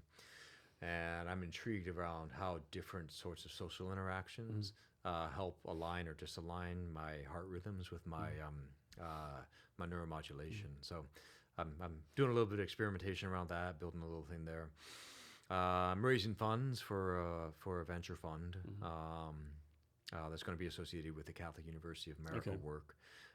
What kind of startups you invest in? Just the Catholic University startups? Or? No, well, some coming out of that, but primarily it's a deep tech venture commercialization vehicle for any deep tech venture that's aligned with a human flourishing sort of perspective. Okay. So I'm kind of deep in the weeds. Something like a pre-seed round, early stage? Early stage, usually associated with a venture studio. Okay. So very early stage. But we'll see. That's the thesis on which we're raising. But yeah, we're in the middle of a $20 million raise for that. What else we got? Yeah, kind of those things. I'm going over to Spokane. My parents moved over there during the pandemic, and so it'll be fun to see them over the holidays. And I plan on reading a whole lot. Okay. You know, my stack of books next to my bed is threatening to end me, and so I need to do some more work on it. So. Well, talk about this. A lot of founders complain, man, it's hard to raise money, all that kind of stuff. But I have to imagine it's even harder for people like you to raise money because, like, at least founder, if you can go to people like you, but I have to think the dynamic of people you can reach out for money who's like super rich has to be very small. This is where I think what you're doing here ends up being a really cool thing about how humans operate and how information travels. Part of the reason I got why Catholic University of America reached out to me because of stuff I was writing on Substack. If I hadn't been writing that, I don't know if that conversation, that opportunity would happen. So by putting yourself out there, by having the conversations and kind of presenting your worldview and the things that you're worried about or interested in or want to ask questions about, ends up being kind of like a little bottle with a message in it out in the ocean. It does, and you never know where it's going to come of it. So remarkably, actually, the fundraise is going really well. Okay. And part of the reason I think for that is being able to talk about the things that people care about, and it helps the customer problems kind of come to you, or the people who are aligned with your particular understanding of the solution to the customer problem come to you. So I found all kinds of serendipity in that, and the fun thing about that is it requires community. It requires you and me to kind of sit down and have a little conversation face to face, and all the work that goes into making that sort of thing happen. So I'm grateful for you as a community builder for making those sorts of things, Thanks. So important. Thanks. So important. Is there anything I should ask you that I haven't asked you yet, or anything else you want to talk about? Where are your favorite restaurants? So there's one down in Olympia called Mercado's, a Italian restaurant down there. I like a lot. I would go to a fancy restaurant in Seattle. I mean, like those, hamburger places, Sure. Yeah. Well, those end up being the best. I have a buddy who wrote a hamburger almanac for the state of Washington. He visited all these different burger places and gave him a write-up. It was fun. But no, man, we covered a whole lot here. It was a lot of fun. Nothing's particular coming to mind other than wanting to encourage everybody who's listening to throw more house parties. No shit, yeah. Can you tell us how the people can reach out to you? Yeah, for sure. LinkedIn is great. Okay. I use LinkedIn a lot, so that works out well. I'm on Substack too, and so if you want to holler at some of my articles, that's fine. I talk about everything just in the same way that this podcast does, which is a lot of fun. And yeah, don't reach out. Reach out. Don't be a stranger. I can take a while to get back to some people sometimes, not because I don't love you, but because God, sometimes I get a lot of inbound. I can imagine, yeah. Yeah, always happy to meet people for a coffee or a beer. And before you get out of here, can you give us any wisdom or advice on anything you want to talk about? Lean into your own weird brand of creative curiosity, right? Each of us is entirely unique, and what you're able to bring to the world is that uniqueness, particularly in your pursuit of your unrestricted desire to know and be creative. And we need that. We need that. We can't do it without you. That's why you're here. So let's do it together. Taylor, thanks for your time today. Really appreciate it. Thank you. And to listeners, remember to check out the Cavness HR Refunder. And thank you for your time. And remember to be great every day.